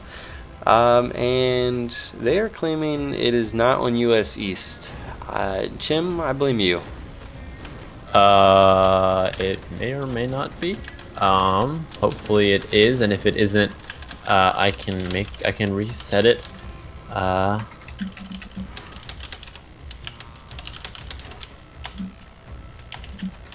Alright, so we're gonna reset the server. My bad on that one, it was US West. So we'll be resetting the server very shortly, and we can reset it and restart the whole match. Sorry about that, folks. It should be on US East. I'm a dummy, so I'll fix that and change my preferred server to US East, and we'll get that one underway. And it'll be a very quick break, about a minute. All we have to do is remake the lobby. We already have everyone on our friends list, so it should be the quickest break yet. Don't go anywhere. This is PRL.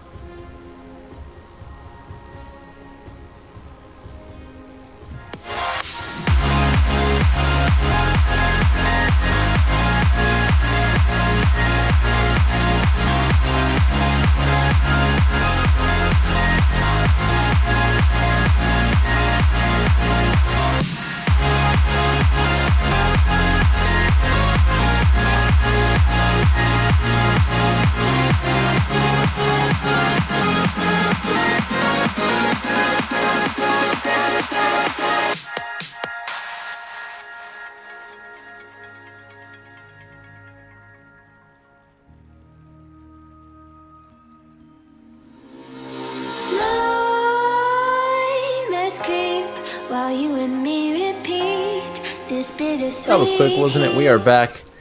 Same teams, same story should be going on for the rest of this one. I have to change it to 5, and the map was Skyring Night, and we did open our raffle for the early access Steam code key thing giveaway for Battlerite, !raffle in chat to enter it. If you would like to earn a copy of Battlerite, if you already have it, maybe give it to a friend or someone you want to play with who just doesn't, who just can't afford it or doesn't want to invest into it yet. You can give them a shot to try it out. Or if you don't have the game yet, you're watching it and you like what you see, which you should be because it's an amazing game. Also, make sure to enter that. Again, it is !raffle in chat, and you'll be entered into the raffle for the giveaway of the early access Steam code. But same old here. Skywing up against Lambo something Lago. This guy's why are the names Lango Mercy Lago? What does that even mean? I don't know what it means. Maybe it's a play on words. Something. Is Not there in a English. song? I think there's a song. I don't know. I'm not hip enough, I guess. But anyways, we did talk to the players, and we're actually going to go ahead and wipe that win. It looked like we were not on a US East server. I blame Chimblade. Want to make sure, Chimblade, you did actually put it on a US East server this time? You changed Yes, your region? I am almost positive my region is on US East, so it should be Alright. good to go from here on out. Perfect. I think they're waiting on me to ready up because I'm bad. Oh, it's from a Kanye song? Dude, I don't listen to Kanye. See, I dude. told Come you. I on. knew it was from a song. Come on, I'm hip. Oh my god. But anyways, so we're gonna go ahead and wipe that win. We're gonna go back to 0, entire rematch. I believe characters are gonna stay the same. Looks like they are. So here we go. We are going in now. We'll see if the ping makes any difference. I know the one team is from Europe. I believe it's the Lambo people. They're from Europe. So US East is a huge difference than US West for them ping-wise. If the difference could be anywhere between 100 ping to like 250 ping going to US West from US East. So They're from Europe and they know what Kanye is. God, I'm so bad. I'm so bad at pop culture. Somebody save me. I mean, in your defense, Armenia. What? You got nothing, right? Armenia. Yeah. Armenia. Oh my god, we're gonna make immigration jokes now. I'm done. Let's talk about the game. Gates have opened on the beautiful mountains and off to the races towards the center. Now Skywind again on that Ashka, and his teammate has give on that Lucy as usual. Same exact team comps. The Battlerites as well are the exact same. And we saw that only round 1 from last game, and it did go over to Lucy Ashka. Like we talked about, Ashka Croak, very difficult unless you can immediately burst people down. It's very, very burst heavy. but the Croak just has to play a little bit more passively and just stay alive in a composition like that. Make sure that Ashka can take care of most of the damage dealing, and he can sort of peel for the Ashka. There's an interesting little double firewall. Apparently Ashkas were done with each other and just said, nope, firewall, we're going to move on. We're done with this little fight. Now a lot of damage going on to Croak right now. Ashka doing huge work. Croak is able to get out, and now huge return damage happening on Skywings. Ashka could go down here. Huge ult from there, but able to get out. Launching the Flame Storm now. It's not going to be enough. He gets stunned. He's so close to death. Again, he doesn't have anything to heal himself with. 1v1 against the opposition. Ashka has a barrier onto him, though. Camo now from the Croak hits the opposition. Lucy on that one. Lucy looks for the Panic Flask. Does not find it, though. Keeps on with the Toxic Bolts onto the Croak, and the Croak again is solo. He's stared for a little bit. Deceit now looking for the in-cap onto it, misses it out. Flame Strike missing Lucy as well. There's 1, 2, 3 hits, should do it here. Deadly Inject does it, and there goes Croak. It's a 2v1 now. Oh, it's a 2v0. Ashka took care of the opposition's Ashka. What? That was so quick. It was so low. Yeah, that was it was an incredible play by both Ashkas, hanging on for dear life. Nearly 0 health, especially from on Hot Biscuit. His Ashka, not having a healer, did a really good job of evading all damage, while the on Skywind and Skywing's team was able to use Lucy as a fallback with a huge shield, saved him at least twice, as well as the heals. Yeah, well, we are at 1-0 now, and it is in favor of Skywing. We'll see what they can do. The Ashka Staring Flight inside gets beaten out with the Molten Fist. Staring Flight from the opposition's Ashka now. The Ashka on that Skywing side is doing a pretty good job of staying back, not being too involved, not too much in the crosshair, and staying away from Croak stuns. But there's Croak. Frog Leap once, Frog Leap twice, pops the Deceit in cap onto Lucy. Now looking for the stun, stays onto Lucy. Regardless, Lucy is getting bursted down. She's so close, but she does have enough self-sustain to keep herself alive for at least a little bit more. And that was a double stun coming out of the Flame Strike for the Ashka. Very strong with Ashka. The Flame Strike is AoE, but it's kind of small. But if you can hit 2 people with the Flame Strike, you're definitely doing a good job of aiming it and controlling the pace of the game there. Stun, and he's got a Staring Flight so close, almost has his ult. Needs 1 more bar of ult, uses it for the firewall instead to block those projectile damages coming onto him.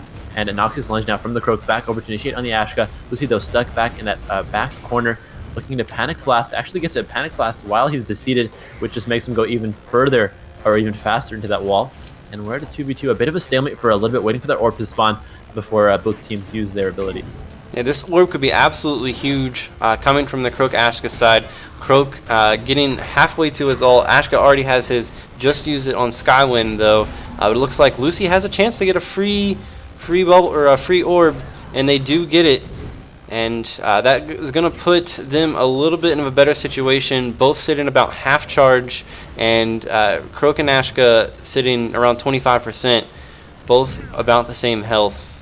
I believe that if Croak can get some solid CC on Lucy, Ashka is going to be able to do some work on Lucy, but Lucy doing an excellent job of evading the CC from Croak. Yeah, definitely. Croak looking for the Deceit, does not quite find it though. Pops out with a Frog Leap. He's petrified though. Petrified Bolt from the Lucy, so strong. That EX ability on her Panic Flask is absolutely crucial. With any champ, your EX abilities are, can make or break the game at times. So we'll see what they can do using those EX abilities, especially on the Lucy. Ashka, not so much. Croak, rarely. I mean, the most EX ability that you do see is the Shift Q on Croak to get the Deceit going for the in-cap into the stun. So see if he can carry that going forward. But Lucy getting the Petrify and the Molten Fist to bring him back, as well as the Infinite Scourge on to the targets right through the center. Croak is in a 1v2 now. He might be able to win this out. It is Croak. Croak is very strong in 1v2 situations, but when you are just getting debuffed and disengaged like that, you're going to go down. Orb taken as well, and 2-0 now for the Skywing side. Yeah, absolutely. If you take a look here at the scores, Lucy 868 protection that round. That's absolutely huge. The healing is absolutely phenomenal. There's a lot of damage coming from Croak and Ashka, but Lucy is negating so much of it and really putting them further ahead. The Croak and Ashka doing a fantastic job of staying alive and being able to also put out damage instead of just kiting around. But unfortunately for them, Lucy is just not having it. So much mitigation happening from them. Yeah. That's huge. Lucy is literally making Croak like he's not doing any damage because she had 800 healing, Croak had 600 damage. So 200 extra health to her teammate, and Croak is absolutely pretty much doing no damage just from the stats themselves. Deceit now looking for the end cap on Lucy, finds it. Gonna stun her as well here, waiting to get his cooldowns back up so he can do the 4 quick attacks, then reset them with either his Frog Leap or his rejuvenating Toxin Blaze rather, which rejuvenate him. They give him some lifesteal. Deceit popped right back over now, looking for the end cap. Can't find it though. A bit too late on that one. Ashka now with the Firestorm. Hits 3, misses all of them. Back over to the left corner now. Ashka has his ult up, uses the Infinite Scorch. Firewall there as well. The opposition Ashka has almost nothing. Uses the Flame Strike. Cannot get the orb though. And it's still over to the blue side here. The Skywing side. They're in control of this one. And we talked about Ashka and Croak not being the best combo, especially if you can't burst quickly. Yeah, absolutely. There is so much that they can do to actually destroy Lucy, but they're not really able to land that. Croak has missed a ton of end caps going from Deceit, which has been really crucial to them. I guess really crucial to Skywing. It's really causing them to not gain any of those huge combos that they're able to pull off between getting ready for the Firestorm after the stun on end cap, and they're just not getting those huge combos that they should be hitting. Yeah, definitely. And the Kamina coming out from the Croak, waiting to maybe get an orb. This might be a game changer for them. They got it, and now the ult is ready for the Ashka. Infinite Scorch. Searing Flights instead, waiting to use the Infinite Scorch. Molten Fist out of the danger, but he's still taking some hits. Pops out of Firewall instead of using it for the Infinite Scorch. Lucy has petrified the Croak now, and there it is, the Deadly Injection. He should be going down anytime soon. He actually dodges it with a jump on that one. He's still very low, almost little to nothing HP. And wow, what a steal from Ashka with the Fireball. He still has the heroic, not the heroic charge, the Infinite Scorch. And Croak as well is at little to no HP. He'll be going down with the stun and the Firestorm, which completely misses. He was invis, so you can't blame the Ashka for that one. But that is going to be it. Croak going down to the Infinite Scorch. And 3-0 now for Skywing. Yeah, just taking a look at the healing again. Lucy, 685 protection. That's more protection than either of the players' damage from the Croak and Ashka side. The support from Lucy is just absolutely phenomenal right now. Towards the end of that match, Lucy and Ashka were both nearly full health. It's a rough situation for the Croak and Ashka comp, considering they are a double DPS team, and they're just not able to output enough of the damage to show that. Yeah, what they need to do is just to immediately lash onto the Lucy like they're trying to do right now. Croak is doing it, but Ashka is caught up with the opposition Ashka. That's not going to work. You can't just attack them one by one. You can't 1v1 these guys because Lucy's going to either heal herself if you attack her, or heal Ashka if you're going to attack her. So you have to just go straight onto Lucy with both of you and your Croak as an Ashka. You have to go onto the Lucy, immediately burst that Lucy down, or else you're going to lose the game. That's almost guaranteed if you can't just burst down the Lucy quick enough. Yeah, it's for sure. To be fair, it is really hard to get a Lucy bursted down. She has a couple of ways to get out of it, especially if she EX panics. That's an AoE at that point, really gets people away from her. And then she has the roll as well as a huge shield she can do for protection. Really hard to burst down, although there is a ton of stuff that Croak and Ashka can do. They have 2 stuns, an end cap, as well as the amount of damage that Croak can do immediately, especially if he pops Toxin Blades on top of the Toxin that he can get from his Spit. He has the ability to do a lot of damage. He has a ton of maneuverability. Unfortunately, just not executing it quite the way that it sounds like on paper. Lucy doing a good job of keeping that damage to a minimum. Yeah, definitely is Lucy very strong. One of the favorite healers, especially in high-level competitive play. Now Ashka, Molten Fist inside, puts on some fireballs. The Flame Strike is behind him. 2 Toxin Mucks from the Croak, both missing. And Ashka missing all of his Firestorms as well. The orb has spawned. No team really doing anything to sort of push onto it. No efforts to take care of that orb. Lucy is with it alone as her Ashka is caught totally in the corner. Looking to 1v1 the Ashka, but the Croak comes in to intervene on that one. Flame Strike right on top of him. Misses again. All 3 Firestorms. This Ashka from the Skywing side has been missing more Firestorms than you'd like, and the Croak as well missing a lot of the end caps. If you're gonna use 25%, of your ult charge to do an EX like Croak does with his shift Q a lot, his deceit. If you're gonna miss half of them, there's no point. You're just wasting energy at that point.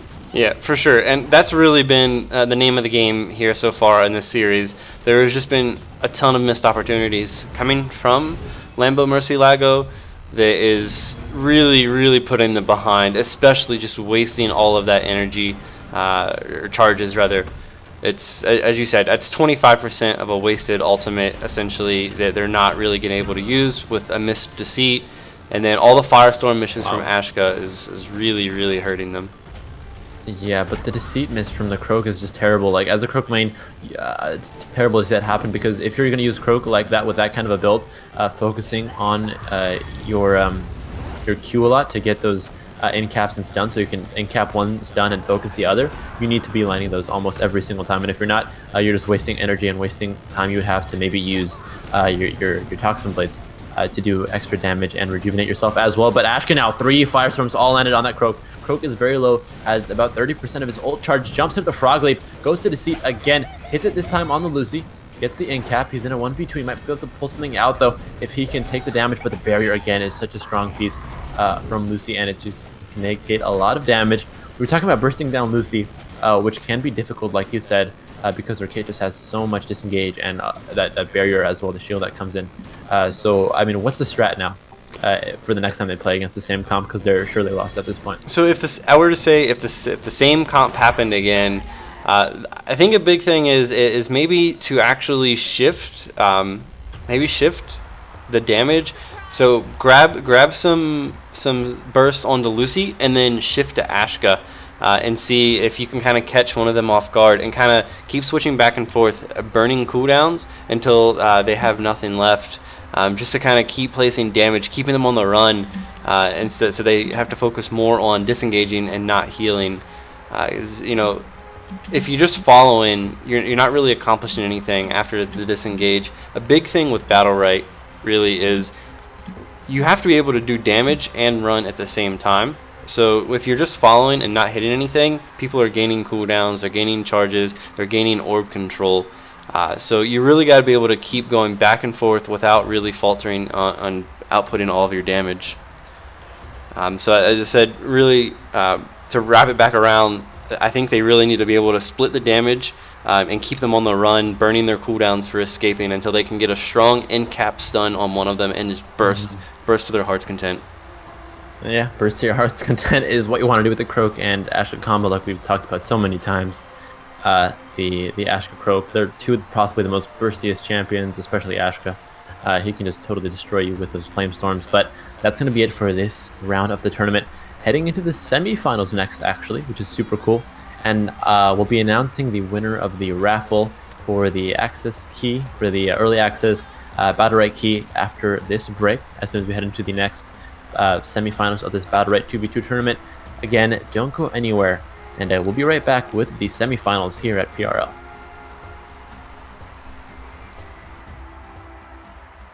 When you want to get off the darkest ground, but gravity pulls you straight down.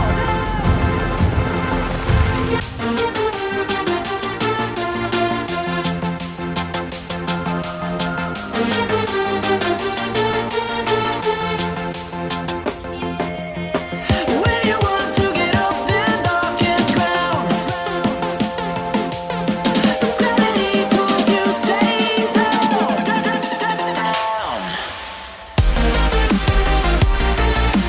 Clear sky.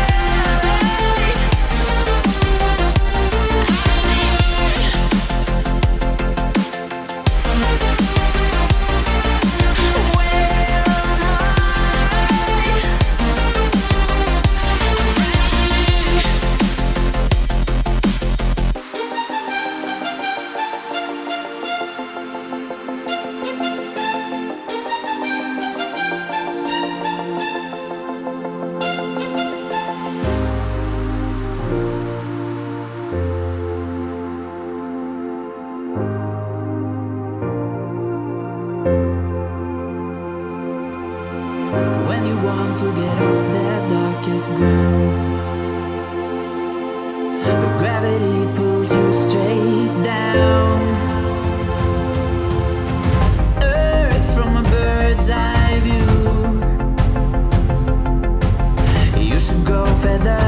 see this too. When you want to get off the darkest ground, but gravity pulls you straight down.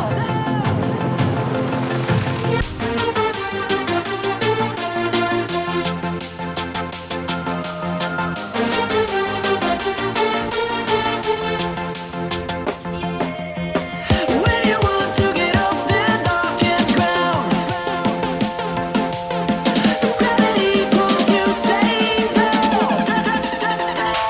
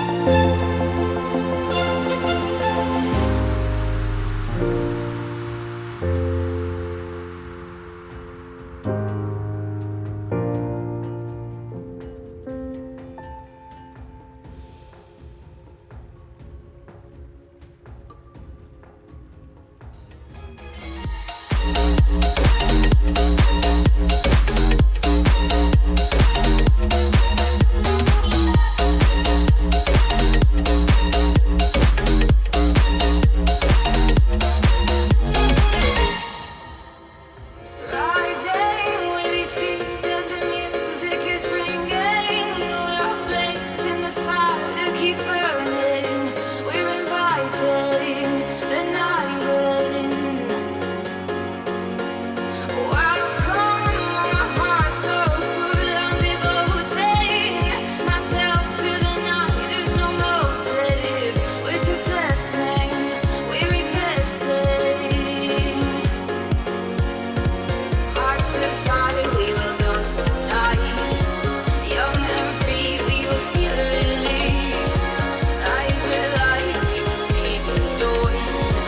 We will stay till the picture falls. We stay where the music plays, where the lights drop below, where the people sway.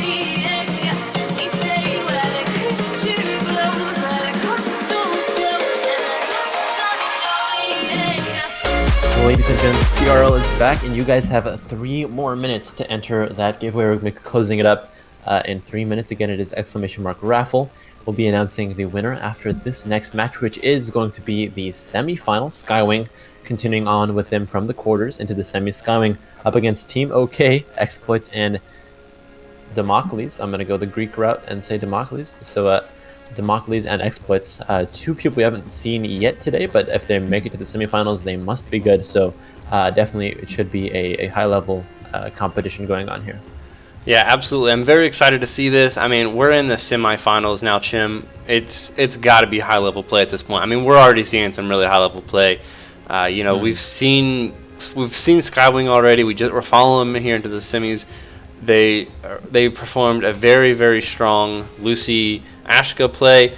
I'm kind of interested to see if they're going to maintain that comp as they go into here in the semis, or if they change it up because the opponent may know that they play a Skywing, or at least with a Skywing, they play an Ashka Lucy comp. So we'll see if anything changes. But it looks like the players are joining the lobby, readying up, and we should be getting started in hopefully just a few seconds. Are you not in it? I'm in the game. It just started for me. There we go. No. All right. Cool. All right. And just a it's reminder, the same old. You guys have like 1 minute for the raffle, so get that in there. We're going to be closing up in just a second, and as soon as the series ends, we'll be announcing it here on stream and tell you how to claim that win. Good luck. So it's the same Skywing combo, the Ashka Lucy up against a Baka Lucy, which we did see before, and I actually didn't respect it too much as a viable twos comp before we saw that last team, whose name I can't quite remember. I think it was Fishwa Loveboat. They had the same comp, and it worked out splendid for them. They were able to combo their abilities, and it worked out very well. And these guys in the semis now, Exploits and Democles, are trying to do the same exact combo. Maybe it's their favorite one. and I really never took any notice of this comp until this tournament. Yeah, absolutely. I mean, the Lucy Bako, if you think about it, actually, it's really strong. Bako has an incredible amount of peel on top of the Lucy peel, and Bako has a ton of ways to mitigate damage, and then the heals from Lucy, which so far in this tournament we've seen has been top notch. Lucy has just been a healing machine. I don't expect to see that stop as we near the finals. And so far in this match, it seems to be proving to not be as effective against this Lucy Ashka play, who are not taking a lot of damage but dealing a ton. Yeah, Lucy from the OK side does have her crippling goo up. She might use it for deadly injects instead. That is definitely a viable option. She gets petrified bolt though by the opposition's Lucy, and the infinite scourge coming out from the Ashka Skywind as well. Looking for some fireballs to finish off this Lucy. Can't quite do it yet, but Bako so close, valiantly leaps for a last-ditch effort. Can't get off the heroic charge, and now Ashka is left alone in a 2v1 against a Lucy rather, who's left alone, and that's going to be it. Lucy going down. Red player slain indeed. Skywing taking the first win off of OK, and we saw OK going in. They looked like decent. They were doing the right things, but at about halfway through the game, they ended up cracking, and that's why we saw Lucy and Skywind take this one. Yeah, I think what it came down to, and taking a look at the numbers here after that round, the exploits, the Lucy side, I'm sorry, Lucy's, I can't talk at all.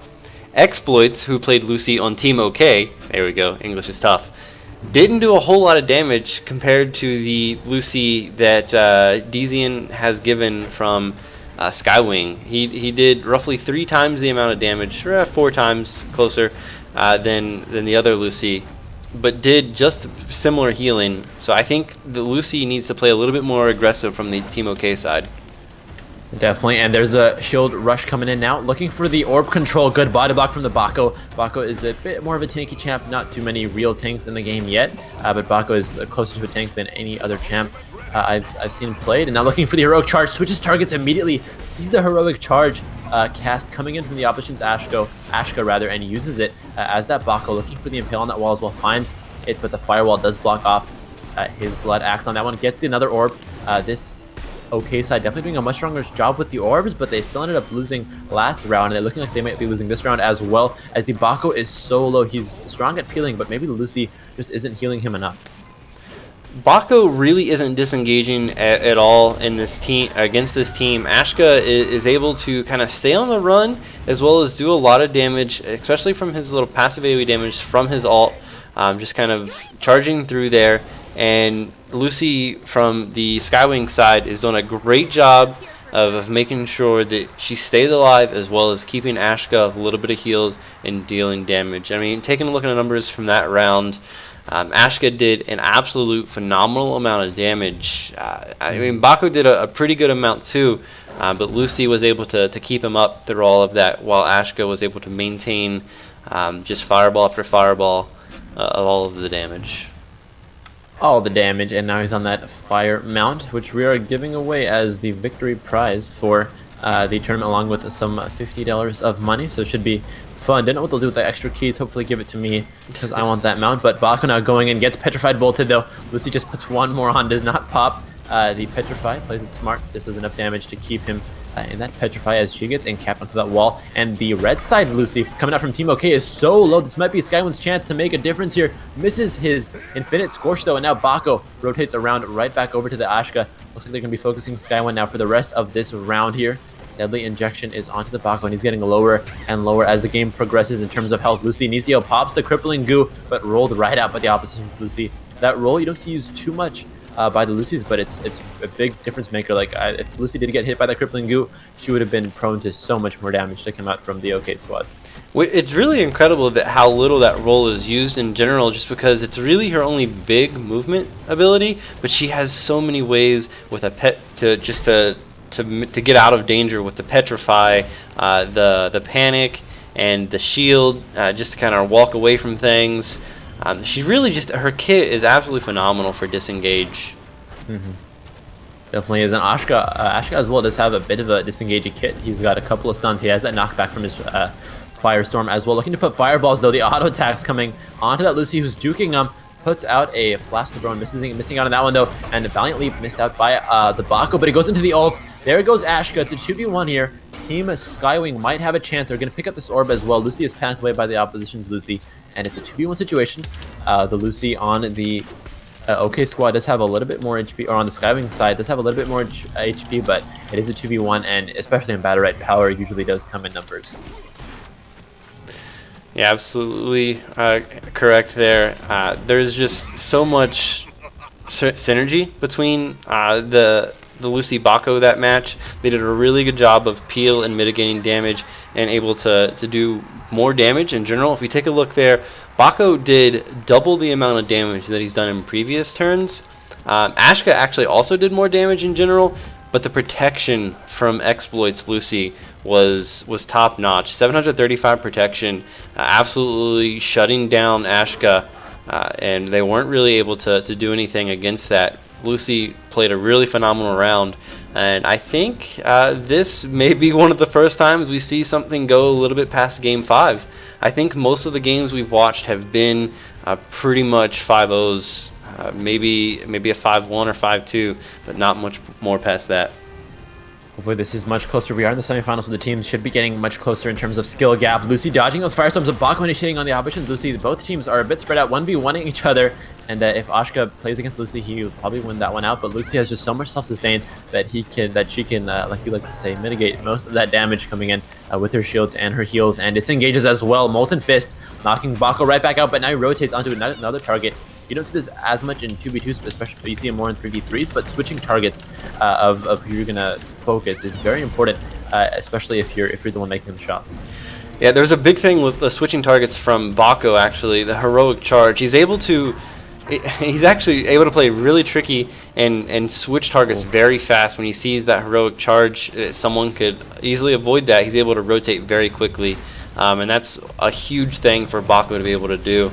A huge CC and damage coming out from Skywind's Ashka, absolutely dominating this round so far. Not looking strong for Team OK.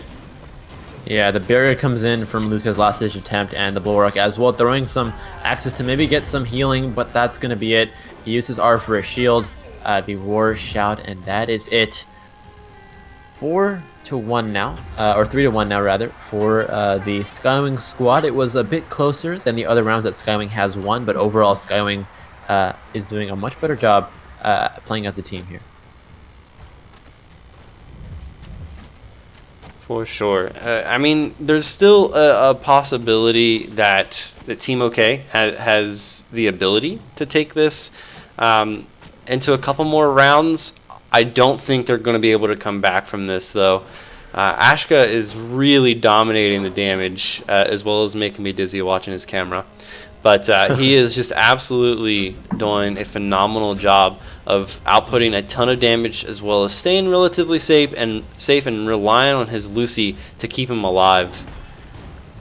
It definitely is. Now Ashka looking for some early fireball, steering flights right into the face of the action here, trying to put some shots onto the opposing Bako. Can't quite find it. Bako now gets knocked back with the Molten Fist, gets a taste of his own medicine with those knockbacks like he does with his shield. Rush the orb, contested, picked up by the OK squad, but Ashka has been doing enough poke damage to get his what's the name? It's the ult bar to be almost as high as the opponents, who picked up that 50% ult charge that you do get from the orb, and now he gets the Molten Fist onto the Bako. His ult is ready, has the Infinite Scorch.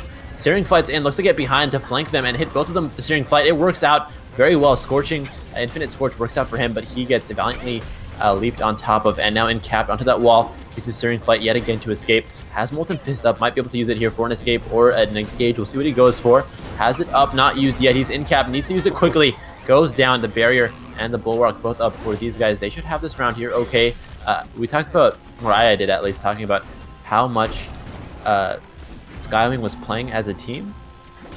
But this time around, we saw that Exploits and Democles were doing a much better job sticking together and peeling for each other, especially because they're both very strong peel characters, and if they can switch targets quickly and peel for each other, at a very fast pace, it works out almost every time for them.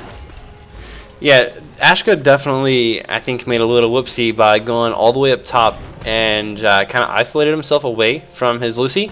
And Lucy wasn't really able to get to him at all.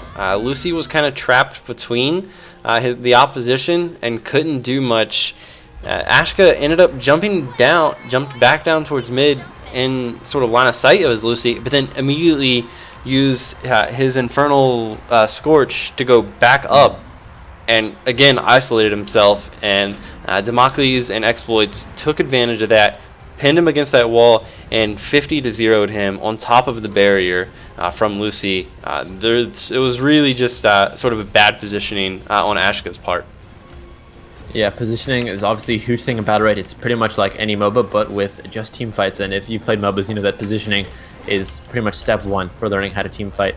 And that is crucial here in Battlerite, as the whole game is just one huge team fight, organized chaos, as we like to call it. Now, the Bulwark popped a little bit preemptively, but he still picks it up. That Bako losing out the orb on that one, goes for the shield rush, hits him into the wall, and now the opposing Lucy rotating around back. The Petrify Bolt works out onto Bako, but he valiantly leaps right back in, pops the barrier and the in-cap to the wall. Lucy is solo, and he has the barriers and the self-sustain to maybe keep herself in it for a little bit longer. Rotating out, the Valiant Leap misses just by a pixel on that one. Petrified now is the Ashka, and this looks like it's a very close game right now. Both teams have decent heals, and they can maybe reset if both teams sort of go for the stalemate option, rotate back, reset, because the orb is down. Reset, get ready with their cooldowns for the next orb, but it looks like it's not happening. Okay, wants to go in ham, putting on shots onto that Lucy, rotating her into that southern wall, getting the stun as well. But there's the Infinite Scorch, pure fire now for the Ashka. So close, the ultimate, the heroic charge to get him out of the way, but he should be going down. Shield dashes as well. Bako had to use his ultimate as a mobility instead of an engage, which is probably going to cost him the game on this one. There was not much that they could have done this round. The amount of damage coming from Ashka has been really high. If we take a look at the numbers real quickly, 976. I don't think that they're going to be able to stop him this round. 2v1. They're both super low. Although Lucy did just get a ton of healing, so they may be able to. If Ashka can get a solid one, maybe one Firestorm, I think he'll be set. Although he's having a hard time of getting any damage going, they may actually be able to take this. This might be it here for Bako, popping the Bulwark, waiting, and actually knocks him back, but the Molten Fist to put him right back in. E against E on that one. The Fireball's coming out. The Valiant Leap misses. This is when he needs to use his internal Scorch. He might be able to do the Infinite Scorch, rather. Molten Fist to get back out of that fog. Uses it, hits one. So close from the Lucy, but they have just so much peel that they can just keep peeling for each other. Keep him out of the way. Lucy is down. It's a 1v1. Bako so close, pops the Bulwark a little bit early. They both dash into each other, and it's very close. Both at such low HP. Who's gonna win this one out? The shield is out. The R for the Bako, but there he goes down. What a match. Ashka barely clutching that one. Well played from both sides, and now it's a 4-2. Skywing taking this one. That was absolutely beautiful play from Ashka, really dodging a lot of damage, only taking what was necessary, avoiding the charges, and then his ult came back perfectly, just in time to hit Lucy and get her real low, and then hit her with a Firestorm to finish her off. Very strong play. I actually kind of surprised. I really thought that Ashka was going to be able to take him a little sooner than that, but he was having a real tough time on top of Lucy's heals. Yeah, Lucy is amazing in 2v1 situations because she can just heal while you go ahead and take care of the one guy left. And I mean, if you only have one person to peel, it's Lucy Bako. It's actually quite commendable that Ashka was able to get out of that one, because in 1v2s, even though he had such a big health pool advantage, it's very rare, and he got the heroic, or not the heroic charge, the Infinite Scorch so quickly. Heroic charge not up yet for the Bako. Throws a War Axe, looking for the Blood Axes as well onto the opponents. He's low. Flamestorm might do it here. He's so close. The Deadly Inject misses from the Lucy, but it shouldn't matter. Bako is almost dead. There he goes down. 2v1 now. Lucy is going to concede to Skywing, especially after that stellar performance from Skywind. And that'll wipe it, that'll end this series for a 5-2 victory for Team Skywing over Team OK. In general, both teams played very well. Ashka, though, did an absolute phenomenal job on the damage. And averaging 790 damage, each round. That's a pretty significant amount of damage coming from a single player. And then the protection coming from exploits actually was really strong as well. But the damage from Ashka, it was too much. They couldn't deal with that. Baco wasn't able to stop it or to mitigate enough of it, and really kind of got bullied by Ashka. Baco followed him around and was trying to stop his damage, to stun him, to end-cap him against the wall with the charge. But Ashka just constantly an onslaught of damage, getting protected by the barriers and heals from Lucy, proved to be far too much for them. Yeah, and Daniel from BLZ thinks he can take both of these teams at the same time. If you think you're that good, make sure to sign up for the rest of our tournaments. Check us out at ProRL.com. We've also got a Twitter at ProRivalry to keep up on the announcements. Make sure to stay in our Discord, discord.gg/PRL or !Discord in the chat. Daniel, I better see you next week, or I'll see your all talk and no walk. So we'll see if you do show up next week. If you can take both teams at the same time, you must be a god, and I can't wait to see you play. But that's going to be it for this semis. We'll be streaming semis 2 or the finals next. We'll see, depending on what's going on in the tournament. We'll see which which round we do stream next. But again, don't go anywhere. This is PRL.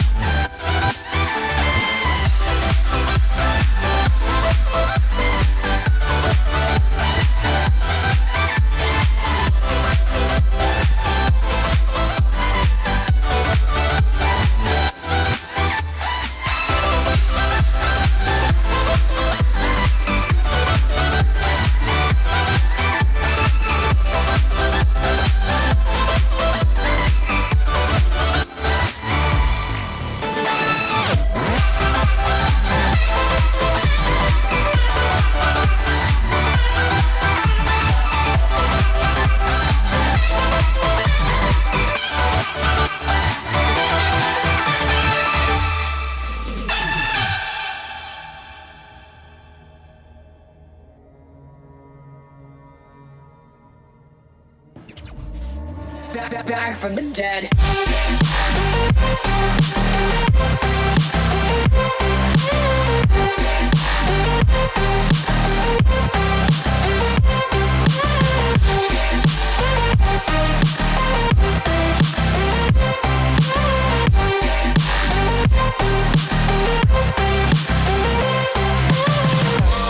Ladies and gentlemen, you're all invited to go fucking mental on this motherfucking drop.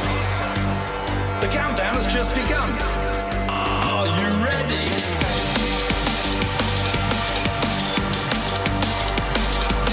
Let's go, go, go, go, go, go. Now we're back from the dead.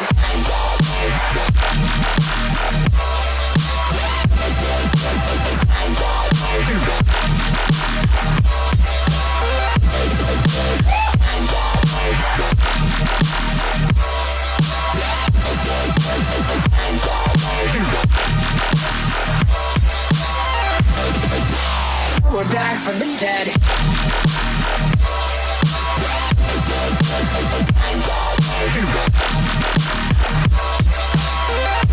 Hell yeah.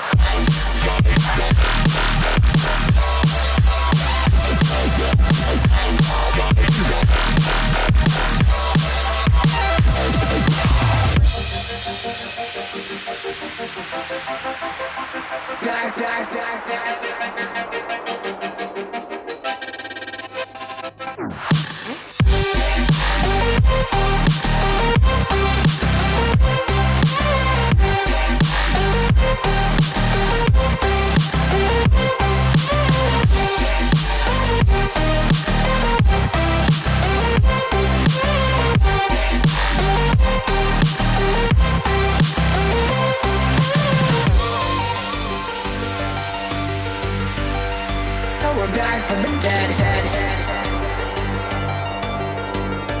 Are you ready?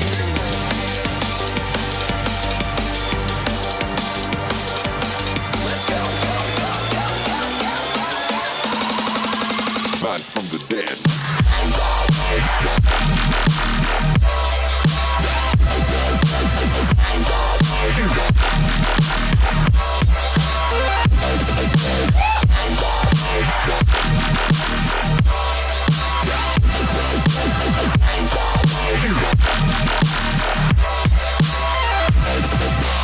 We're back from the dead.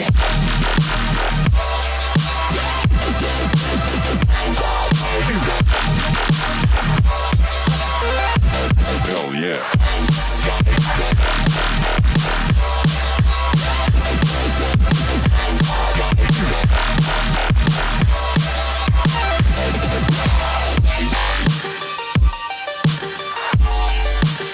We're back from the dead.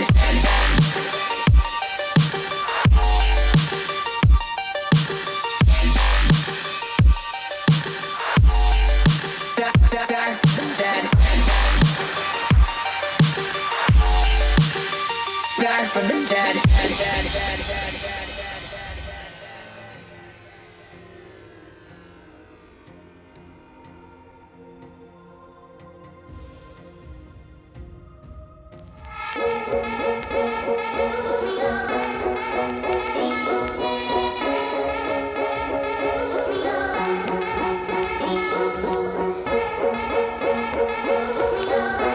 We are back, ladies and gents, with semifinal number 2. But before we do head into this one, I'd love to mention that we have another giveaway going on for our Molten Warhound key.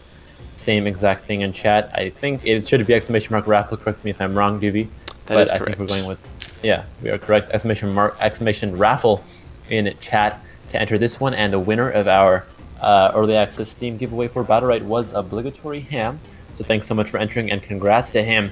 But this one is for a Molten Warhound. So if you have the game, make sure to go ahead and enter the giveaway, because those mounts are super cool. I love the blue one. The red one probably takes second place for me, but it's still cool. The blue one I feel like is almost impossible to get. I've seen like 2 people with the blue mount. It is a much more rare mount. It's quite hard to acquire. Although the red one, the Molten Warhound, definitely looks pretty sweet and is a cool little boasting point as well. I imagine as time goes on, they might be a little harder to acquire. Game's still in early access. Devs kind of, helping to support the game. Yeah. But, it's definitely pretty sweet to have. So, again, in chat, exclamation point raffle. Throw you in the raffle, and we will announce the winner right before we start the finals. Again, I think, correct me if I'm wrong, Jim, we're going into the second semis right now? Yes, we are. Second semis going to be coming up next. It's going to be Turbo, whatever, I'll say it, Turbo Virgins up against Fishwa Loveboat for this one. All right, excellent. Should be a very good match. We've seen one of these teams, Finlev and Niwa, so we'll see how they go against Superstar Power and Avers. And again, regarding that raffle, exclamation point raffle for a chance at a Molten Warhound, we will announce the winners on stream right before we start the next finals, or the last match, the finals match.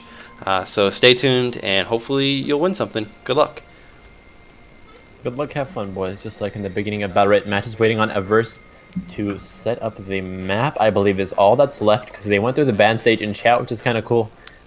They banned Blackstone, then Mount Araz Day, then Skyring Knight, then Ormond Day, then Araz Knight, then Ormond Knight, leaving Skyring Day to be the one to take. So Skyring Day it is going to be, and we did see this combo. It was the first Lucy Baco combo we saw coming out from Fishwa Loveboat, and we'll see what Turbo Virgins bring. Looks like a Paloma Baco. That would be insane, and the Paloma skin is looking great. Absolutely. I don't think that we've actually seen a Paloma all night.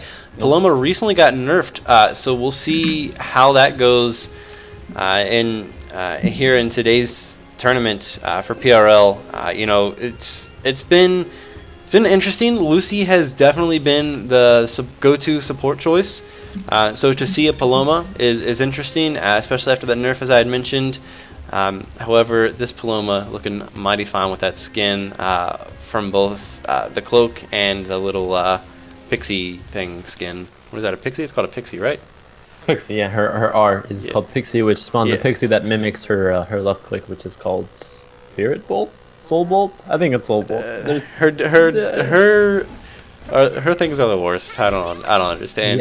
yeah. Soul Bolt. Yeah. Quickly, if you want to see the She's Molten got- Warhound, if you look on stream right now, Lucy is currently riding it. Although, of course, these Battlerites decided they want to block me. So, just kidding. Oh, there we go. We can see some Molten Warhound action happening. Looks pretty sweet.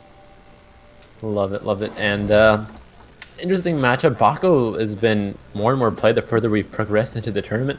So we'll see how the Baco Paloma works out. You play Paloma a lot, I'm pretty sure, Doobie. So you can probably help us out with what Paloma probably wants to do heading into the first round of this one. Yeah, absolutely. Paloma does a ton of damage, especially been able to split the damage.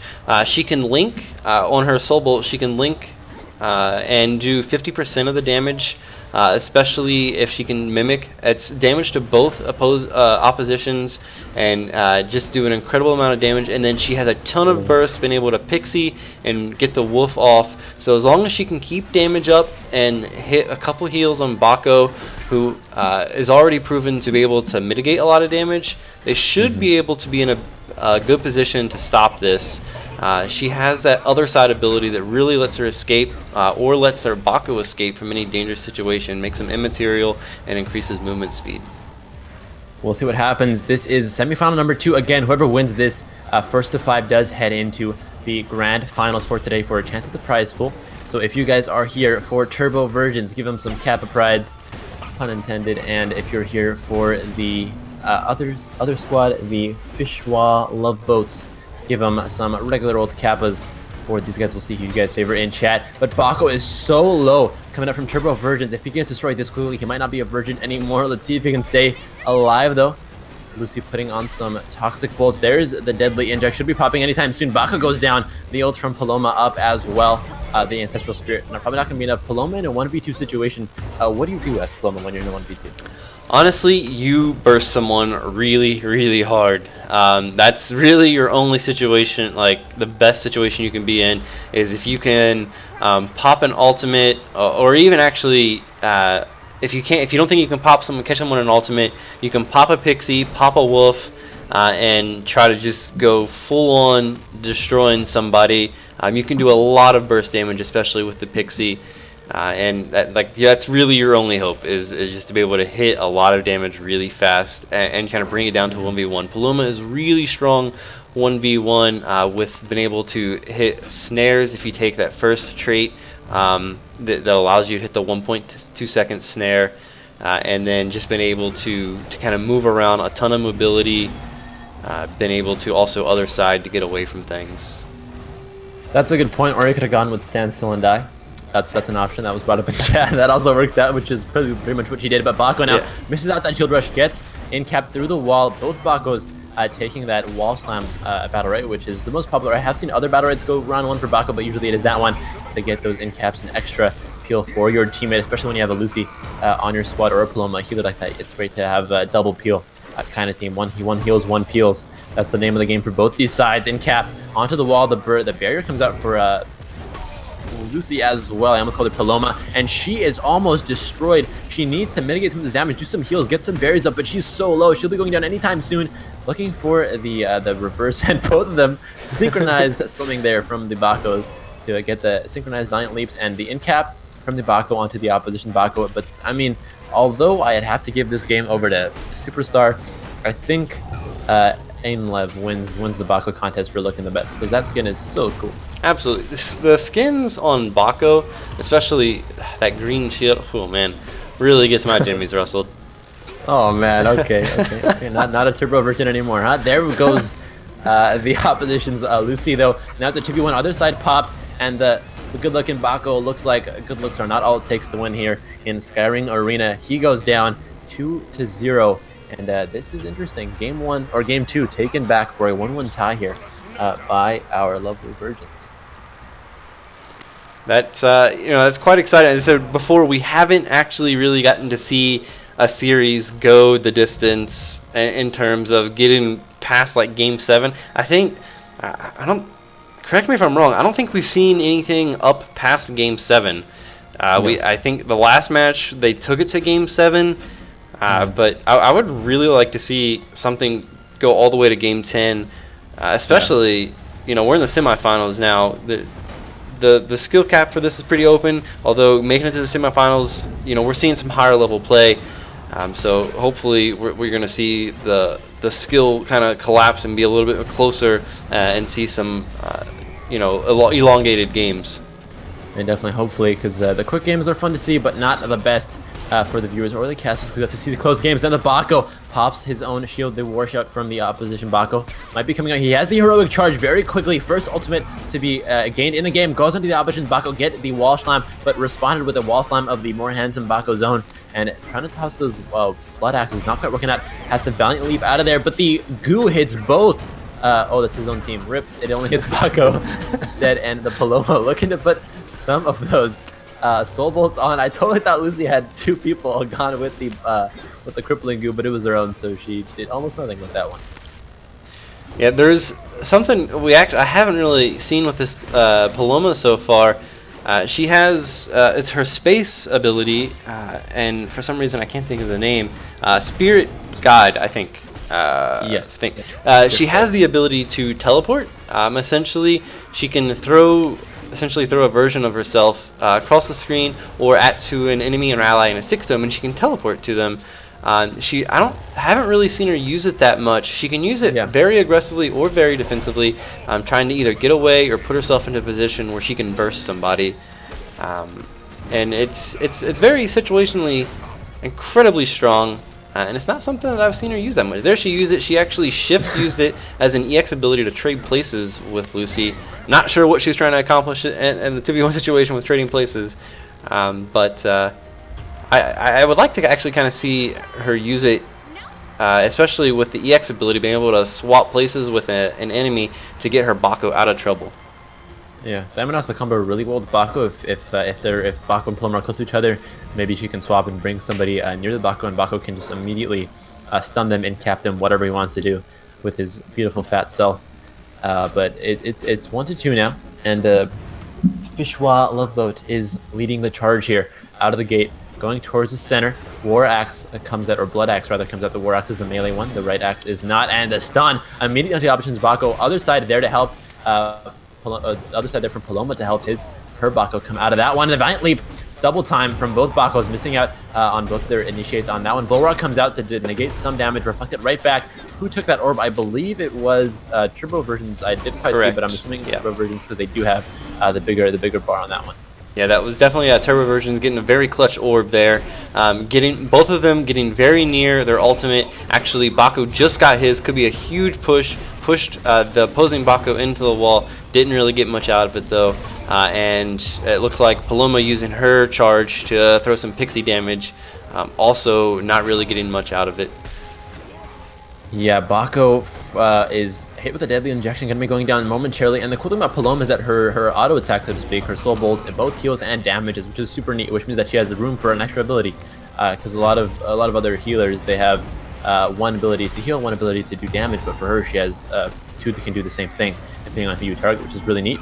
But they're still losing this one. Bako should be going down very soon. He's other-sided just to give him some movements, but we're trying to stick close to that Paloma to keep that chain going, that connection going. What does that do exactly, by the way, DP, that little green line between the two? So Paloma's ability, a passive with her main auto attack, it's essentially the Soul Link, I believe it's called. If you target an ally and heal, it heals 50% back to whoever is linked. So if you're linked to your ally, you're healing your ally for the full amount, and then 50% back to yourself. And the same thing applies to damage. You can hit more than one person with the link. So if you link 2 of them together, one takes full damage, one takes 50% damage. Really strong in a 2v2 situation because you're constantly healing yourself and your ally, as well as also damaging both if you're on the offensive side of things.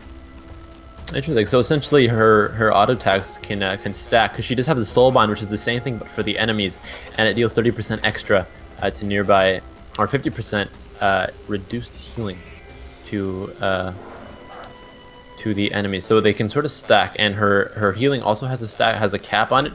Her soul bind damage cap is 20. Which is interesting. So they can essentially stack her auto attacks, whether you're attacking or healing, which is super cool. Yeah, she's actually incredibly strong when it comes down to 3v3s, because she has such AoE, whether it's damage or protection, with that Soul Link, and been able to essentially hit everybody all at once. Although it still comes in really handy here in 2v2, and that was a really good push on Baco, been able to push that orb back to an absolute safety and a free orb for him. We'll see if they can do anything with it.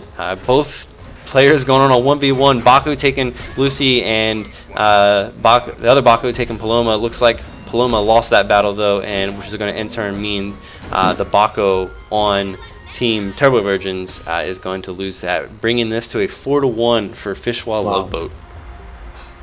Yeah. Loveboat doing a great job not sinking at all this game. Got a little crack game number 1, but patched that hole right up, and they are up 3-round aggregate here. 2 minutes left, or 2 minutes on the clock. That's how all the rounds work. I think there's another option to set it longer to like 5, but most competitive games use the 2 minutes, and I don't think we've actually seen it go anywhere near the 2 minutes yet. I haven't seen that fog set in any time throughout the whole series. Yeah, a big thing with higher level play is there's constant action going on. You're not really seeing the sudden death kick in as much. Sure, it does. There's a lot, especially when you have a ton of healing going on. But so far, we haven't really seen that happen dominantly. A lot of action is happening, and players aren't lasting long enough to hit the sudden death. You'll constantly see in lower level play people like to run around, not really accomplish anything, and then that sudden death comes into play, and then you can have fun and knock somebody into it. Yeah, we didn't talk too much about this game, but it's pretty much the same old story. Paloma and Baco just getting absolutely destroyed. Other sighting out of that one now. Paloma trying to keep herself alive, has that link attached to the Baco. Baco throwing out the blood axes, gets stunned though by the opposing bulwark, and whenever you see counter or a shield, at this point you should know to not hit it. Even if you've already casted an ability towards it, just cancel it, because there is a cancel option in the game, which is very useful. But there goes Paloma. She actually somehow heals herself at the last second. Valiant Leap is gonna do it for them. They're Turbo or something, not Turbo Virgins anymore, because after losing 5-1, they have lost that title here. We'll call them Turbo Losers, because they lost 5-1. Finlev and his teammate Niwa heading into the finals now against our previous winner, Skywing. So the finals coming up next year at PRL. Any closing remarks about the game in general, Doobie? In general, this Lucy Baco, absolute powerhouse. They play really well together. Their synergy is top notch. Baco does an excellent job of peeling when their Lucy's in trouble, and Lucy does a good job of escaping. Baco knows exactly when he needs to go on the offensive, when he thinks his Lucy is safe, and just does a phenomenal amount of damage. These two are playing very strongly together. I actually don't know who's in the finals. I'm sure we've had to have watched them before. Hopefully, Skywing and Fishwa Loveboat. Wow. Okay, it's gonna be a very interesting match. We've seen the Ashka plays from Skywing on Skywing. He does an absolute phenomenal amount of damage. We'll see if the Baco from Finlev is able to mitigate a lot of that, as he is in other matchups, and we'll see if Lucy is able to put out the healing and the barriers as well as maintaining the damage. I'm pretty excited for this matchup. Both of these teams we've seen absolutely dominate their opposition, and rightfully so, with just watching them play. So I actually have no idea how this is going to turn out. I kind of hope it's going to go into a lot longer. And I believe, correct me if I'm wrong, so our finals match goes a little bit different. So it is now a best of 3 out of best of 5s. So best of 9s, or best of 9s. Sorry.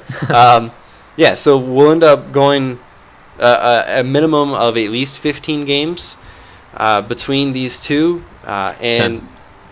Right. Yeah. Math is hard. I don't know what I'm talking about.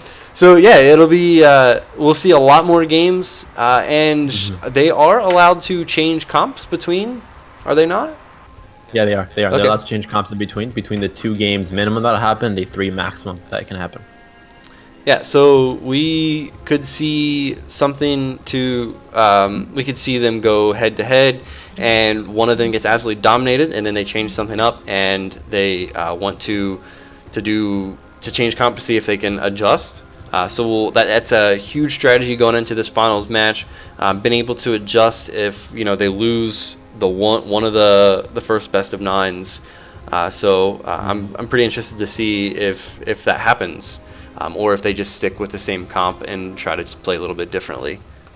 Yeah, we'll be heading into a very quick break. All the players are ready, but we'll give you a minute to enter that final raffle of the day for the Molten Warhound giveaway. Again, !raffle. Make sure you're in it. It'll be closing right before the finals. We'll announce the winner, and the finals are coming up right after this very short break here at PRL.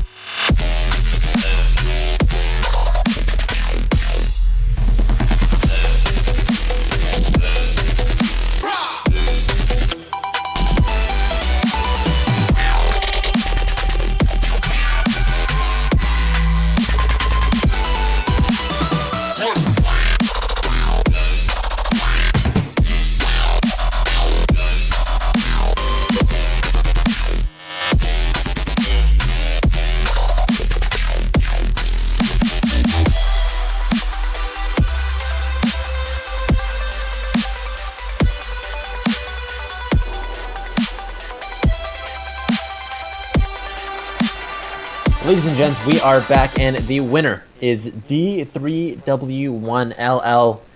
Do will whatever you won. You start with a D, end with an L. D3W1LL is the winner. Make sure to talk in chat so we can make sure you're here. No need to re-roll, hopefully.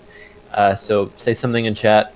Give us a Kappa clause. Give us a Kappa clause. D3W1L.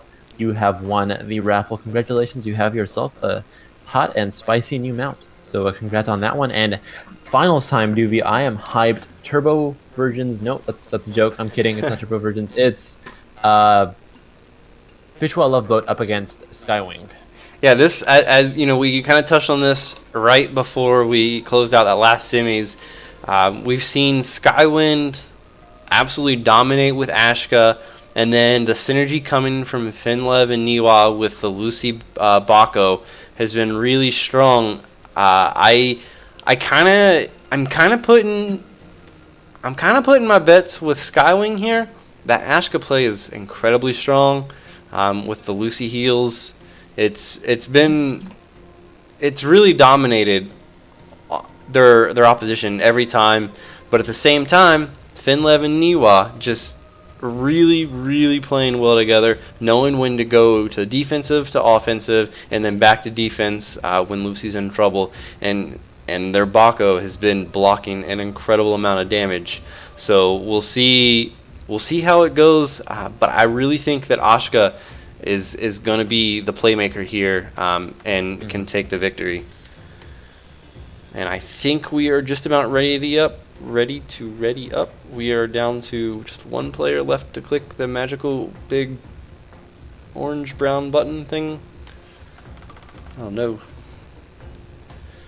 Yeah, we talked about the comps. They're probably going to coming in with. We said that the huge Ashka player, Finlev, is probably going to make a difference in this one. So we'll see what he can do. But is it not Finlev? I feel like I'm dumb. It's Has Given actually is the Ashka player.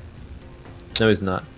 My mind is confused. Niwa is Lucy, Finlev is Bako, Skywind is Ashka, DNZ is Given, has been Lucy. Okay, wow, that was great. All right, figured it out, but Skywind is the Ashka that we saw making the clutch plays in the semifinals, heading to the finals. Can he keep it up? Please don't play Bresh. Okay, thank you. Sticking on Ashka Lucy up against the Lucy Bako. Lucy, I think, has been the support in all of our games except for one. So Lucy, the favored support player in high-level play, and this again is the finals. It is a best of 3, first to 5. So we have a possible maximum of 3 first to 5 games, a minimum of 2 first to 5 games. So this is a game 1 of the series as a whole, best of 3 in the series. Battlerite to start off, probably the usual Battlerite from everybody. Yeah, for the left side, the Skywing side, we see the usual Battlerites. Hopefully the same on the right side, the Fischwa Loveboat side. Yeah, it's very interesting actually. So apparently both of these teams already have the Warhound.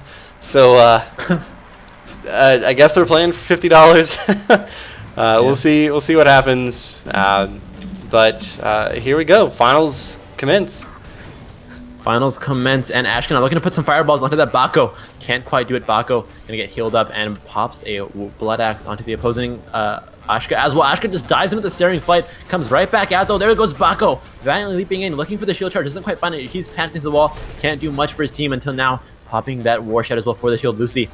Toxic Pulse onto it, but the Searing Flight steals away the orb from Ashka. Skywind still clutch in moments where he needs to be clutch. He is very close to that ultimate. Probably if he can pick up those 2 orbs behind him, he'll have enough. Gets him. He has enough for Infinite Scorch. Can he do it? Waiting for the perfect time to strike. Maybe gonna be looking to go to the flanks and do it. Goes for the Searing Flight instead. He's in cap. He sees it now. Gets both of them with it, and now the orb is contested by both sides. Petrify coming out onto the Bako. On both of them, actually, the Petrify Bolt is an AoE ability. You shoot it in line, but it does area of effect damage, and it can petrify both players if you play it right, and it did, and that Petrify led them to taking up that orb. Yeah, on top of the Ashka Flame Strike, also thrown in there for good measure for a stun, and then was able to Firestorm just to seal the deal there and grab that orb. And then another orb for Skywing coming from the Infernal Scorch from Ashka just to make sure they got that the second orb. Really strong orb control here. Not taking a lot of damage onto Lucy, although Bako in really bad shape. Good ball work, able to stop some damage and then avoid the Firestorm. Doing a huge amount of damage to Lucy on Skywing. And kind of turned that damage around. And I think that there was some Bako on top of a wall. I'm not sure. I think the Ashka Molten Fisted knocked him back. At the same time, Bako tried to shield dash into the Ashka. So it was this weird mechanic, and it kind of bugged out there. But we'll get past this one. I hope no team gets salty over that and says that's why they lost. I doubt they will, though. They're definitely good sportsman-like players. There's the crippling goo. Dodged out somehow, though, by both of them. Now Lucy looking to put some damage on the Ashka. The Ashka petrified both of them, and again the same play, the petrify from the Lucy to get the orb control. This Skywing's team values the orb so much, maybe even more so than their kills, because we've just seen them going all in for the orbs, and they just love to rob their opponents of that energy charge. I actually believe that Bako stole that with an axe toss. Really? I think I could be wrong, but it's what it looked like. So that's kind of interesting. And Bako goes down, but both players on Skywing really low. Although, huge panic. Oh, not able. Goo back center. Can he do it? The panic blast looking to be popped up. It's there. The last shot from the fire storm can't happen. And now it's Lucy versus Ashka. Panic 1v2 Lucy wins this one. What the heck? Lucy is a god. Niwa for Loveboats taking it 1v2. What a play. Absolutely playing to that sudden death. Knocking Ashka out twice and then finishing up the other Lucy. Huge play from Niwa. Looked kind of shaky. Very hard to 1v2 against the Lucy. Even though it is a Lucy on the 1v2, Lucy generally has enough sustain and heals to be able to stop that from happening. But the Niwa Lucy, way too strong.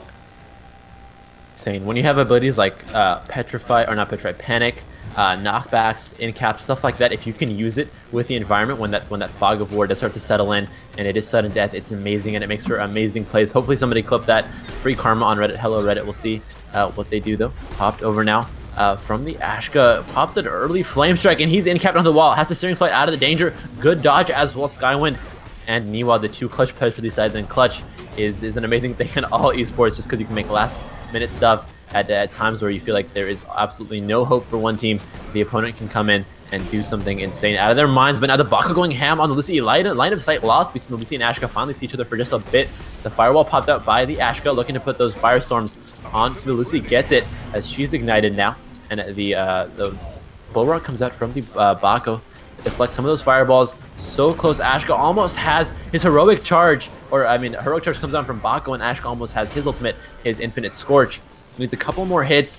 There he is. He has it now. Going for two of them. Should proc it very soon. Gets in-capped instead. Again, same combo. Steering flight behind them, and then infinite scorch. Can he make it happen? Bulwark, very well played. Ashka canceled his firestorm as soon as he saw the Bulwark come up. There it is. Goes for the orb. Again, these guys love the orb, but this time around, I think I saw Bako steal that one. I also didn't catch that. But I believe you're correct. Baku did catch that. Baku doing a really good job of hitting the in-cap on Ashka and following up that damage. They're also doing a really good job of keeping the players separated. There for a while, Ashka was stuck up top, Lucy stuck down bottom. Between the pushes from the charges from Bako and then the petrifies from Lucy, doing a really good job of making sure that the players are staying really isolated from each other. And we'll see, like there, Ashka goes up top, Lucy down bottom. We'll see if they can keep them apart, but it looks like they're not able to this time. Huge charge from Bako, wow. Huge amount of damage between the shield charge and then the heroic charge. Shield dash and then heroic charge. The damage is just incredible, and just being able to micromanage that with the speed, being able to hit those and accurately is phenomenal.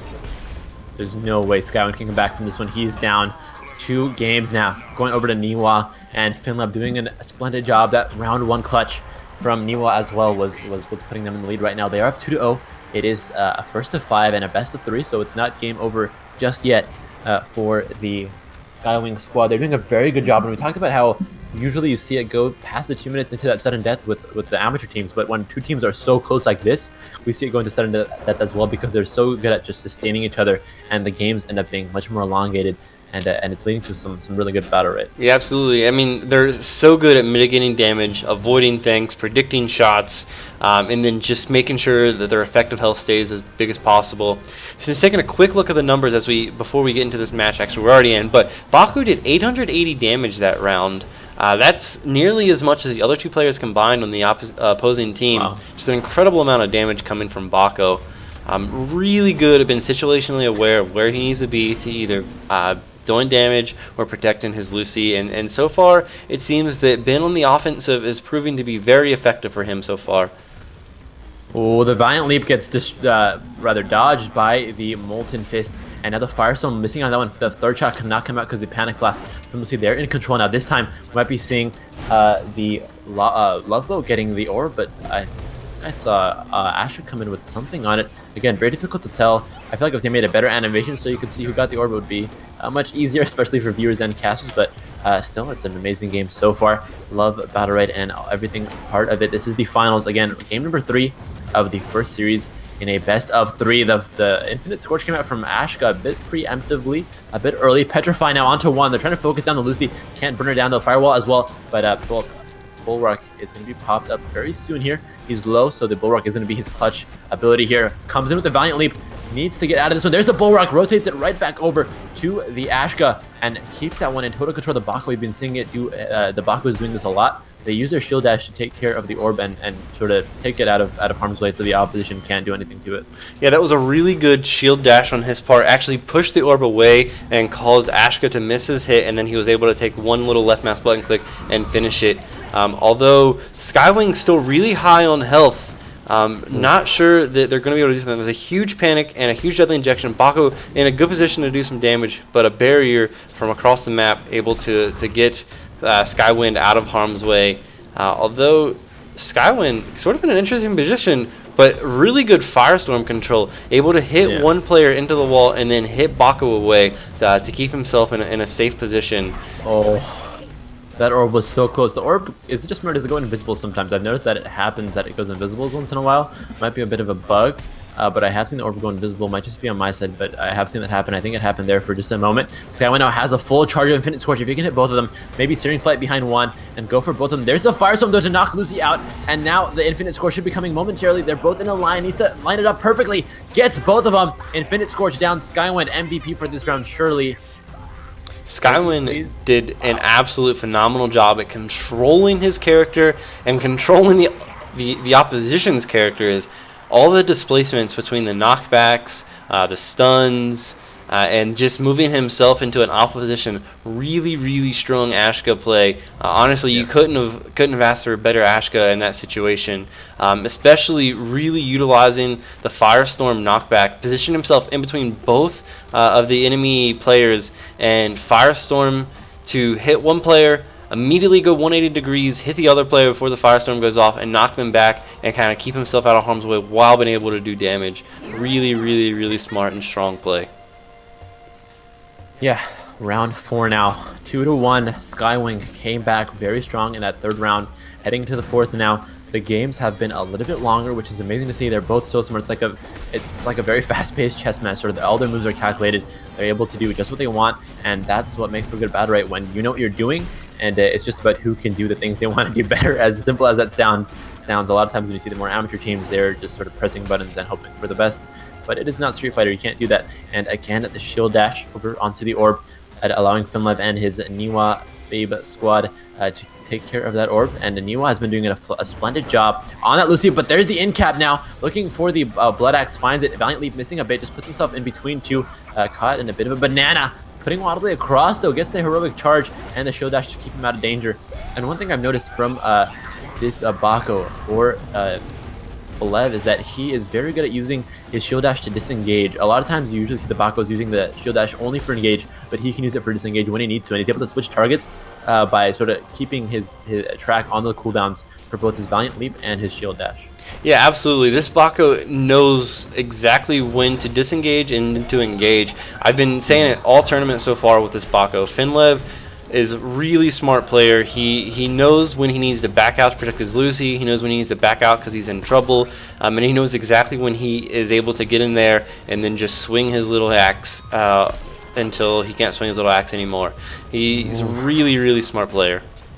There's the heroic charge now. The Lucy has been isolated from her opponent, but the Petrify bolt coming out, doing a little bit of damage. Not popping the Petrify yet. Actually popped. Finlev now jumping in with that Valiant Leap. Lucy looking to heal him a little bit. Bullrock comes out very clutch from him as well. Shield dashing back in, but the Firestorm is going to block a bit of that damage there. There's the ultimate. Infinite Scorch. Valiant Leap though, able to dodge with the Valiant Leap. Actually, I haven't seen that dodge happen yet. Snared now. The Ashka going down momentarily. He's so low. One War Axe. Needs one more Blood Axe now to finish the job. Can't do it. Sudden death. The map will be shrinking a little by little, and we'll be seeing if we head into another clutch sudden death moment there. It's a 2v2, and overall Skywings has much lower HP.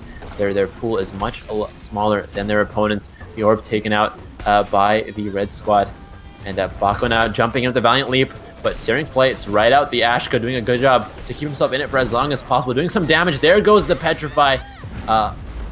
Can't do it. Lucy is done, as is Ashka. Panic again, the same exact move we've been seeing coming out from Niwa, the Panic Blast into that fog, and it works out almost every single time for her, and that's why they're up 3-1 now. Again, this has been a much longer game. You know, at this point we probably would have been done with 2 games from our semifinals even. Oh, but, for you know, sure. They're playing it very smart. I think they've hit sudden death every time now. They both do a really fantastic job of mitigating damage. Just watching this Bako trust his Lucy entirely as far as when he goes in, hitting his bulwark and been able to stop damage coming to him, popping his own shield, or really utilizing his teammate's barrier from Lucy, really stopping a lot of damage, which makes this game longer. And then really from the Skywing side, something that some players may not actually know, especially in the lower tier, your effective health goes down as you lose health. So you actually, your max health goes down. You can actually increase your max health by when you're full health. If you grab one of the green orbs, that increases your maximum health by 6. Skywing's really utilizing that to get their health pools back up after they take some damage, which of course also elongates the game some and keeps them in the game longer. I mean, they're keeping them in, but they're still losing them at that last second. And now Valiant Leap from the Bako onto the Lucy, gets the shield rush to put her in, and now the heroic charge, totally missing on that one. The ult is up though for the Ashka, waiting to use the Infinite Scorch, probably going to Searing Flight behind the team, flank him with the Infinite Scorch. Let's see if he does the same pattern as he's been doing. There's a Searing Flight waiting on the Infinite Scorch. Now there it is, onto the Bako. Bako throwing a Blood Axe, missing it out though. The Bulwark is out, and the orb should be in control again. Bako using the shield rush perfectly to keep that orb with him. Shield rushing, knocking it away from the center, and using his body to block it off as well. A lot of things that more amateur players don't understand is that using your body to block that orb is crucial. Taking like 10 damage is totally worth it if you can get the orb. Yeah, absolutely. I mean, you get healed more than that anyways, so taking the 10 damage is absolutely nothing. On top of getting 25% of your ultimate, super strong and absolutely worth. Bako is really good at contesting that orb. And just because he is very good at body blocking, very good at moving the orb around to a position that makes it a little bit safer and out of the way of the opponents. And you're really showing that this Bako is definitely controlling the orb very strongly. And so far, it seems to be working for them, as they are 4-1 so far here going into game 6, I guess.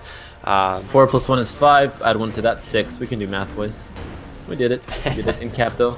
Coming in from the wall slam to the Bako, and now the Valiant Leap misses out on the stun though. The Lucy still going with those bolts onto the Ashka. Ashka gets in cap. They're probably going to be focusing, changing their focus over to Lucy now. What a Blood Axe to take care of that one. This Finlev Bako is just so strong. He, like we talked about, his engage and disengage is very strong. He's a very smart player, but also he can come out with the mechanical clutch skills that are needed to take those orbs away from Skywings here, and that's why they're definitely in the lead. 4-1 now, looking for their 5th to close out game number 1 of the best of 3. Almost working that one out for Bako. The Searing Flight comes in from Ashka. He's in a 2v1 now. Has his ult. What can he do here? He ults across, splits them both, and at this point he's definitely down. He has a double ult. Actually picked up his teammate's ult. 2 ults in 1 for the Ashka, but he'll be going down to either a Deadly Inject, or there's Deadly Inject. Should be going down, waiting for it, and bam, Ashka is out. 5-1 here for Fishwa Loveboat, and although it was 5-1, I think both you and I agree that it was much closer than the scoreline suggests. Oh, absolutely. Each game going to sudden death for the most part, minus I believe the last 2.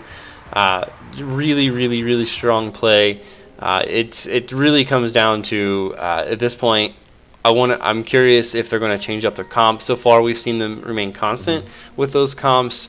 Both teams very high skill cap players. So I don't know. Do you think they're going to change comp here, or do you think they're going to keep the comp and maybe readjust their play a little bit? I'll say no. I mean, both teams seem like their comps are just so set in stone for them. They know, like, they're all four players are so good with their champs. I don't know. I don't think comps was as big of an issue as just playstyle was. And again, the Bako from FinLife is insane. So maybe they have to figure out how to deal with the Bako, but with the same champ comp. I don't know. I haven't seen them play any other champs, so I can't say if they're good with any other champs. Skywind does have the Croak level 10 thing. Might suggest that he's good with the Croak, or he prefers Croak, but a Croak is very situational, and even in 2s he's not the best unless you have somebody like a Jade to help you out. So if they do go Jade Croak and just totally switch it up, that might happen, but I doubt it. And right now they're going to be going through the banning stages for the maps, so we'll see what they do to ban out the maps. And the way it works here at PRL is you just keep banning maps until there's one left, and that one that is left is going to be the one that you head into. And again, it is a best of 3. So, I mean, what's the mindset now for Skywings? They lost 5-1, so that might be a bit detrimental, in terms of their confidence or their gusto going into game number 2. But they were close, so they have to probably acknowledge that they were close games regardless. Absolutely. I believe going into this next series, what they really have to take into account for, they have to look at Bako. Bako was absolutely powerhouse against them that last round. They got to look at how to stop that Bako. I strongly believe that Lucy and Bako are going to stay with that comp. I don't know whether Skywind and DZN has given will to change how they play or their comp to see how to handle that Bako. So I think going into this, they know that they have to handle the Bako. So how do they handle that Bako? They probably need to go something that is a lot more consistent damage.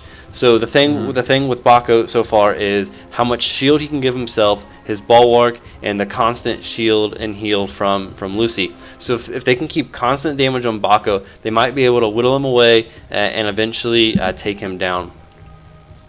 Well, looking at the map bans, first map for Finlev is Blackstone, then has given response with Ormond Day. Skyring Knight blocked out by Finlev, Ormond Knight from DZN. Araz Knight has been blocked out by Finlev, and I think we're left with the same map, Mount Araz Day. Both teams prefer the default Battlerite map, and that's what it's going to be here, looks like.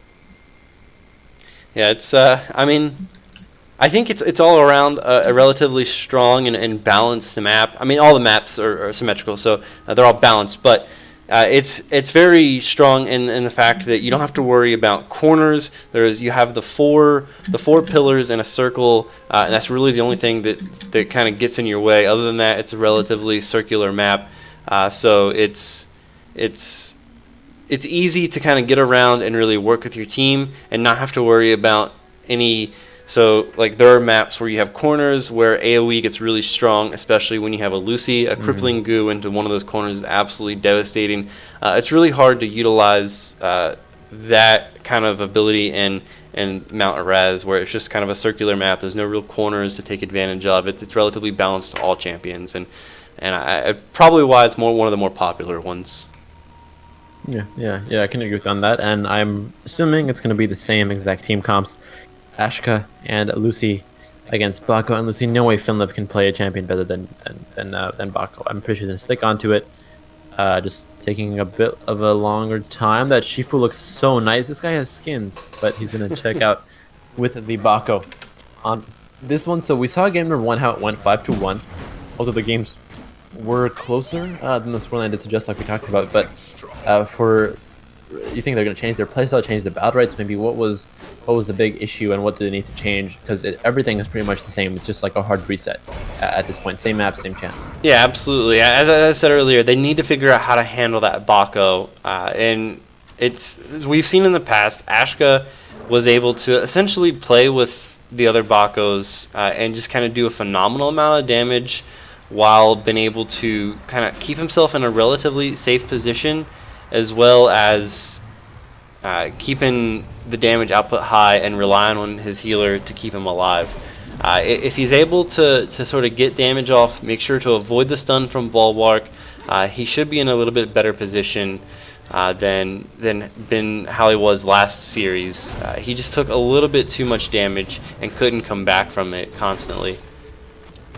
Let's see what they do to change this one up. The orb going over to the Bako again, using his body, his big, fat, beautiful body to block off that orb, getting some healing orbs as well. Like we talked about, increasing his maximum health pool. Putting a Blood Axe onto the Ashka, Ashka for the fireballs, and another one. Searing Flight right in from the Ashka, waits perfectly to bait out that Bulwark coming out from the opposing... I can't forget his name. Bako. Oh my god, Bako. And Bako now Valiant leaping in, looking for the shield rush, finds it, and the ult as well. This might be the end of the line here for the Lucy. Lucy, though, again, is so strong with self-sustain. She can keep herself alive for a long time. Deadly Injecting, though, and the Valiant Leap missing, but there comes the Infinite Scorch from the Ashka. Searing Flight right back in, putting in one shot. Can't get the finisher, though, with a Firestorm, and we're at relatively even pools here from both sides. Yeah, there's so much damage coming from Bako with the shield dash and then the heroic charge right after, because he always gets the end cap against the wall. I think that's something that Skywing really needs to be wary of. If they really keep falling into that end cap, getting shield dashed into the wall, and then it's just free damage. He gets the charge, and it's a huge amount of burst damage that comes from Bako, and allows their Lucy to position, get a deadly injection off as well. Which is another 24 damage coming from that. It's just they really got to be careful of that. And then the orb control coming from Niwa and Finlev on Bako, it's phenomenal. Finlev does an incredible amount of job of making sure that the orbs are all his. He likes the orbs, and I really wish that we had an orb counter here. Maybe that's something that could be implemented in the future. As you know, Battlerite is in an early access stage. The game's already amazing. There's definitely some interesting, especially from a streaming perspective, the stats that we'd like to see. But as we wrapped up that last round, wanted to take a look. We had a victory come from. I can't remember their team. Yeah, Fishwall Lovelet. Thank you. We had a victory come from them, but we take a look at the numbers. Ashka on top of the damage, but then we look at the protection. Niwa, just under 700 protection and 184 disables. Really, really strong play. Pretty much canceling out Ashka and also doing a relatively fair amount of damage. And Bako right up there, not far behind the Ashka in damage. Their synergy with the Bako Lucy is really, really, really strong. Well, there goes Bako, looking for the Blood Axe and a Valiant Leap across out of nowhere from downtown. Bako finding that jump onto the Ashka, knocking him out now with the Shield Rush as well. Lucy looking to heal, but she can't now. She's petrified. Ashka at least taking care of that orb. He has almost full charge now for his ultimate. He needs one more fireball and he'll have the charge for it. Needs one more. Can he put one? Gets it. Orb instead.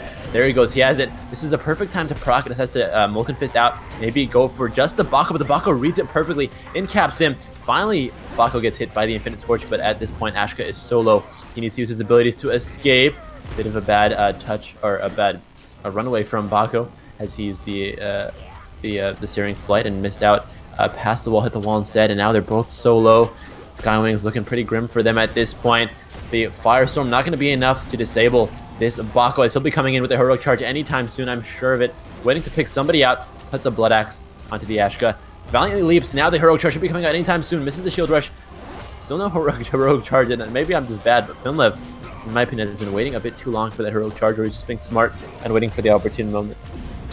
Yeah, Finlev really likes to sort of isolate there. He hits the charge, and then he hit the heroic charge and then shield dash that time. Normally he goes for the shield dash and then the charge. So it's interesting to see him go for the long risk, or not the long risk, but the long target shield heroic charge. But taking a look at their health, they were both effective health, still pretty close to maximum. I'd say both over 80% health. It's really one-sided as far as the damage and health sustainability from these teams. I mean, if we look at the damage that round, Ashka was nowhere near his average damage. You know, we looked at his average damage earlier. He is normally sitting somewhere around 800. He had half of that round. That's really, really low output compared to normal from him. And there wasn't even a lot of healing coming from Niwa compared to usual. I don't know. Maybe there could be a little bit of, I guess, tilting. They're not playing as strong as before. They're kind of they're walking a fine line here. Not very many opportunities left for them to come back from this. We'll see, though, what they can do here. The healing potion does come out from the Lucian to her Bako. Ashka still putting in those fire balls into the center. The orb is in control, and we usually see Finlev come out very strong with the orb control. Looking for it now. A shield dash should be coming anytime soon. He gets petrified, actually, and he still wins out the orb somehow. That last second War Axe does it, and now his Valiant Leap is dodged out by the Searing Flight. Rotating all the way around back now. Ashka going over near his spawn. Waiting it out. The Petrify is on to the Lucy, and now the stun. Ultimate has been ready for Bako for a while. Finally uses the actually switch targets in the last second. No way how he's able to just quick scope essentially on to the Lucy, and it worked out for him. Missing with the Valiant Leap, going in with the Shield Rush. Bako has this whole game under control. Yeah, for sure. The heroic charge, the quick scopes, as you call it, I like that term. They've been really strong. We've seen it several times from Finlev.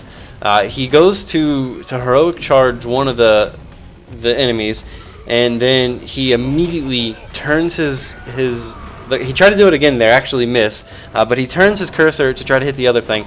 Not only does this kind of bait out some kind of counter or dodge or something, it also catches the opponent off guard that he actually is going for, and they don't have anything to stop it, because to react to that would be inhuman. So really, really strong Finlev plays. As I said, he's a really smart player that we've seen. His Bako is definitely has to be one of the top right now in Battlerite.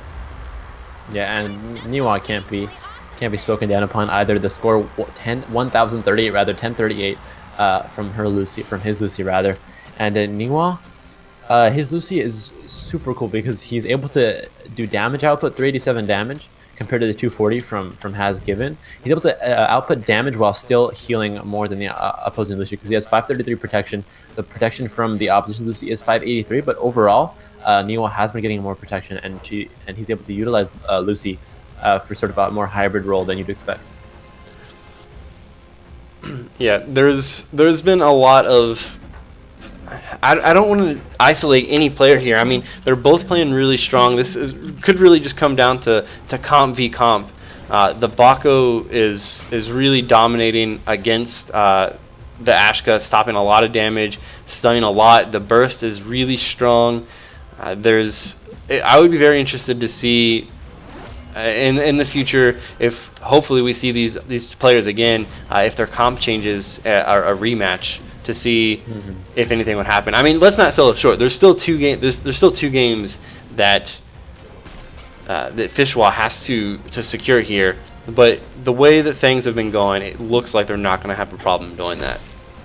Yeah, Searing Flight coming in as well from the Ashka, gets the Molten Fist and an ult charge ready to initiate anytime soon. The Firewall comes out instead, uses the R. Now he has it right back across, and he actually did get the Battlerite that allows his left click fireballs to turn into shots from his Firestorm if they go through his Firewall, so that's really cool. He gets sort of a pseudo Firestorm going for him. The ultimate charge goes right through the wall, but he misses out on the Infinite Scorch, and now he's snared, rotating around, trying to get Lucy onto this one, but Lucy's very approximate at the perfect time, and he's still going on to Lucy, using that Firewall to sort of fake or to pretend like his shots are the Firestorm shots, not the regular fireballs, and those Firestorm shots do knock you back and deal extra damage, so it's a really nice Battlerite to have if you can play it right using that R more than you would with any other build. And there goes Bako now with the heroic charge and the shield dash, his usual combo, but again the Firewall into the Fireball is working so well for this Ashka. He might have a chance. The ult is up, needs to use it at least as soon as he can,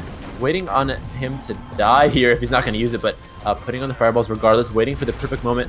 These characters or these players are so calculated with their ults that, you know, if it was me, as soon as I get my ult, or a lot of more amateur players, they just use it. Cause like, I have the ult, I need to use it as soon as I can.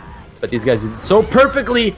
Hits one, Bako just dodges it. This is it. Bako needs to clutch this one out. Can he do it? It's a 2v1, looking like it's not gonna happen. The bulwark is out, but Bako hits the shield, and he is going down unless he is a god, which he is. There's a Valiant Leap. He might have it. He also does have his heroic charge, but he goes over to Ashka. He does the quick scope again. He might have at least one down. Can't do it. He goes down, but again, that play totally duked out Skywind. What an excellent last little effort from Bako, really showing that he was not going down without a fight. And that quick scope was amazing. Not only did he quick scope, he long range quick scoped. Ashka was super far away, and he's like, doesn't matter, I got you in my sights. And he was able to hit him, almost got the kill off, really close. And according to one of the viewers here, it looks like these two teams actually played together, or played against each other in ESL today, and Skywing actually took them down. Finlev was playing Eva, and I guess Eva not as strong as is Bako, or at least against Skywing. So that's interesting. Thanks for letting us know that, SVVAP. Super cool to add to the storyline. And I guess Bako, I was assuming that he can't play any other champion except for Bako, because if he's that good, he has to spend so much time with Bako, but he's got an Eva in his pocket as well. Maybe we'll still come out in future tournaments, but for now, focusing on this game, Ashka going with the Fireballs through his Firestorm. He has the ult up, waiting to Infinite Scorch through a Fireball a little bit, falls a little bit short though. Bako, again, it's a bit wide on his Blood Axe, it's not quite hitting them. There it is, but Bako dodges it, nothing done from that Infinite Scorch, a total waste of it. Maybe he kind of got a separation from Lucy and Bako on that one, because you don't want to walk through the Infinite Scorch either, but overall it was pretty useless from the Ashka this time. Yeah, there's not much that I think that they're gonna be able to do here. There's still a lot of health left from Baco and Lucy here. I don't think that they're going to be able to come back from this. The only victory we've seen from them here in this series, they dominated early and they kept it going. That's tend to been the trend. I mean, Caster's Curse, please prove me wrong. Although it's interesting to see, I'm looking at the health things, and both health pools keep going up. Neither of them are going down. There we go. Now we're starting to see some decline. But yeah, that's interesting. For the solid 10-15 seconds there, the health pools kept going up. It seems wrong. Yeah, there's like a bit of a reset stage that happens in team fights like this, where both teams just go to like a sort of mutually agreed on stalemate, where they both allow for their resets to come up and then go back in. So that's maybe when you see those health pools going up. But right now they're very close, 78 to 79%. 75 to 79 now. We'll see what happens. The Fire Strike comes in, or the Flame Strike rather, to secure that orb. And Skywind does have his ult. Again, he likes to go to the flanks, using either the Searing Flight like he just did now, waiting to use the ult. There it is. Hits two, actually splits them both. Petrify Bolt as well, going on to the Lucy from the blue side Lucy. And now the Baco going in with the Bulwark, looking to dodge as many shots as he can. But again, the Firestorm played effectively from the Ashka, looking to knock him out now from the war zone. It's a very small circle. The map is essentially 2 times smaller in size now, looking to keep them out. And with players like Petrify, and a Panic like was just used right there, it can be so crucial. If you can time those right, need to knock somebody back. Baco's ability to heroic charge somebody or just shield dash them. There it is, into the wall. Ashka though comes with Searing Flight, looking to put something on Lucy. Can't she do it? She's knocked out. She comes back in with a roll though, and there goes Ashka. It's a 1v2 now. The orb in the center, but the orb doesn't matter. They have to hit somebody. Lucy gets panicked out. Lucy is down, but so is the opposition. And there it is. What a final stretch there. 4-1. So close from both sides. Just one win away from taking it all. I don't know that this is going to be a very, very long journey for Skywing if they want to come back for this. But I'm cheering them on. I'd love to see them to go the distance. They're playing a lot closer here. We're seeing the health kind of seesaw back and forth. They're kind of taking some aggression and getting ahead a little bit.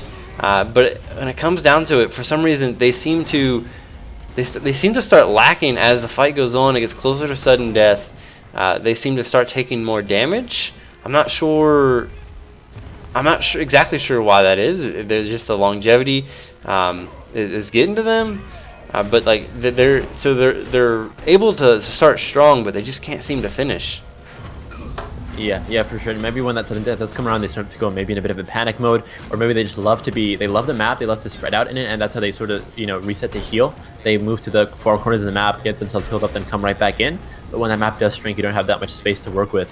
And obviously, Skywing is a team who loves to have space, and they love to, they're very good at positioning. They like to move around in the map and keep themselves in the optimal position, but so does this Baco from FinLab, looking for the end cap, can't find it, gets the heroic charge on the complete other side. Again, the no scopes coming up from FinLab this game are huge. The shield is not going to be enough there for Baco to secure, or it is enough, I think, for him to secure the orb. Couldn't quite see it all the way, but now he is petrified, and Baco going on to the Lucy, but Lucy Petrify Bolt of her own onto that Baco. Has given DZN has given Deadly Injects the Baco. Interesting choice of ability there. Probably would have just gone for some more regular bolts as she's getting taken around. Now the Valiant Leap comes in for the stun. Ashka with the Firestorm onto the Lucy, looking to deal some damage. Can't deal it all though. Searing Flights all the way across, puts a Flame Strike out. Not going to be enough. And this is looking very grim here as there is total control of the arena here from Fishwell of Bolt. A very interesting synergy that Skywing has between the Lucy and Ashka. They have a very good synergy with the stun and the petrify. They can both do. They're both circular AoE abilities. They're very good at lining them up together. Very good communication from both of them. We've seen them hit actually both players, following one up from the other. So very good synergy from both players. And what a shield dash and heroic charge with the spin dancing. Shifu ulting. I love to fake that Shifu ult. Like with Croak, if you just do that, it's hilarious. But Ashka going to be ending it. And there it is, Finlev and Niwa, Team Fishwa Loveboat, are your winners of the first ever Battlerite 2v2 tournament here. Taking home $50 and their keys. I want a key. Can I have one of your mount keys? All right. Hopefully they give me one of their mount keys because I want that mount so badly. Oh my gosh. And I mean, this all four of them Decker. had them. I had to try. It was a stretch, but I had to try. So that's my attempt at getting a mount. But yeah, anything we want to say in closing about this series? I mean, if we take a look at the final numbers here, we look at the final score. We see that in score in general, DZN has the highest score in total.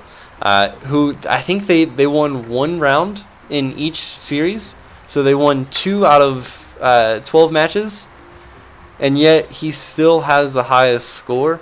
Very interesting to see. It really comes down to the Baco been an absolute nuisance against them, able to produce just an absurd amount of damage, and just never seeming to die. Niwa plays a very strong Lucy, plays a very more sort of a supportive role, doesn't do as much damage. You can see he actually did less damage than the Skywing Lucy, but able to do a little bit more protection. So you can see that he plays a little bit more of a support role than the aggressive role. So very interesting to see, and I kind of interested to see how, after, I'm sure, because both of these players, I imagine, or both these teams, they're going to go back, look at this match, and say, all right, what could we have done differently? I'm curious to see what they think they could do differently. So hopefully we see them in future PRL tournaments, and to see if they adjust that. And it'll also be very interesting to see if we ever do a 3v3 tournament, if these teams actually go against each other and they have that third, to see how things would change. Yeah, definitely should be interesting. But again, Fishwa Love Boat, congrats to them taking home 2 or 1, I guess 1 for each character or 1 for each player in the whole finals game, because the second place prize is 2 Molten Warhorn keys, which they already have, but they might give it to friends or to me. And yeah, again, Fishwa Love Boat, congrats on that win. It's been a pleasure casting with you, Duvie. Although you're a manager, I mean, I feel like we bonded a little bit over this, so I'm happy. Maybe I can pull some strings here and there when I need a raise in my paycheck. Absolutely not. Anyways, side note, we're back on point. Congratulations to Obligatory Ham, and I'm going to go with Devil is your name. D3W1L. Both winners from tonight's raffles. Obligatory Ham with the free Battlerite early access game, and D3W1L gets the Molten Warhound. I will be contacting you guys here in just a moment. I've been able to give you those prizes. If you guys don't deem them, we'll have to do another raffle soon, so I really hope you do. Anyways, congratulations, and thank you everyone tonight for tuning in. I hope you enjoyed it. PRL will definitely be continuing more Battlerite tournaments. This game is pretty amazing, and a huge thanks to CBR for the host. You guys' tournament was awesome, and I hope to see more in the future. And that should about wrap it up for tonight. So stay tuned for more PRL tournaments in the future, and good night, everybody. Bye-bye.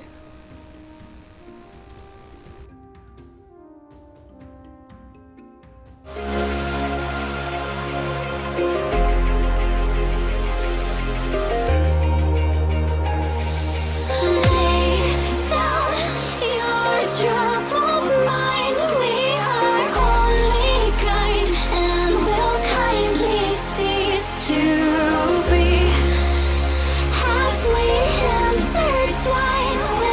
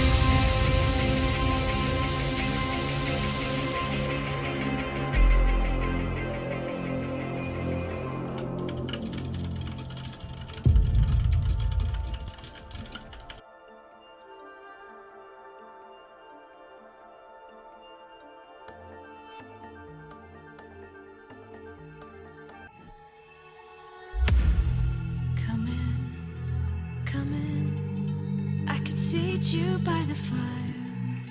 Listen, listen. There's something I must confide. I know I said that it'd be fine. I know I made it look like it'd be alright, but I think I learned my lesson, and I'm not gonna let you out of my sight. You can call me killer, 'cause I'll bring you to the light. And it might taste bitter,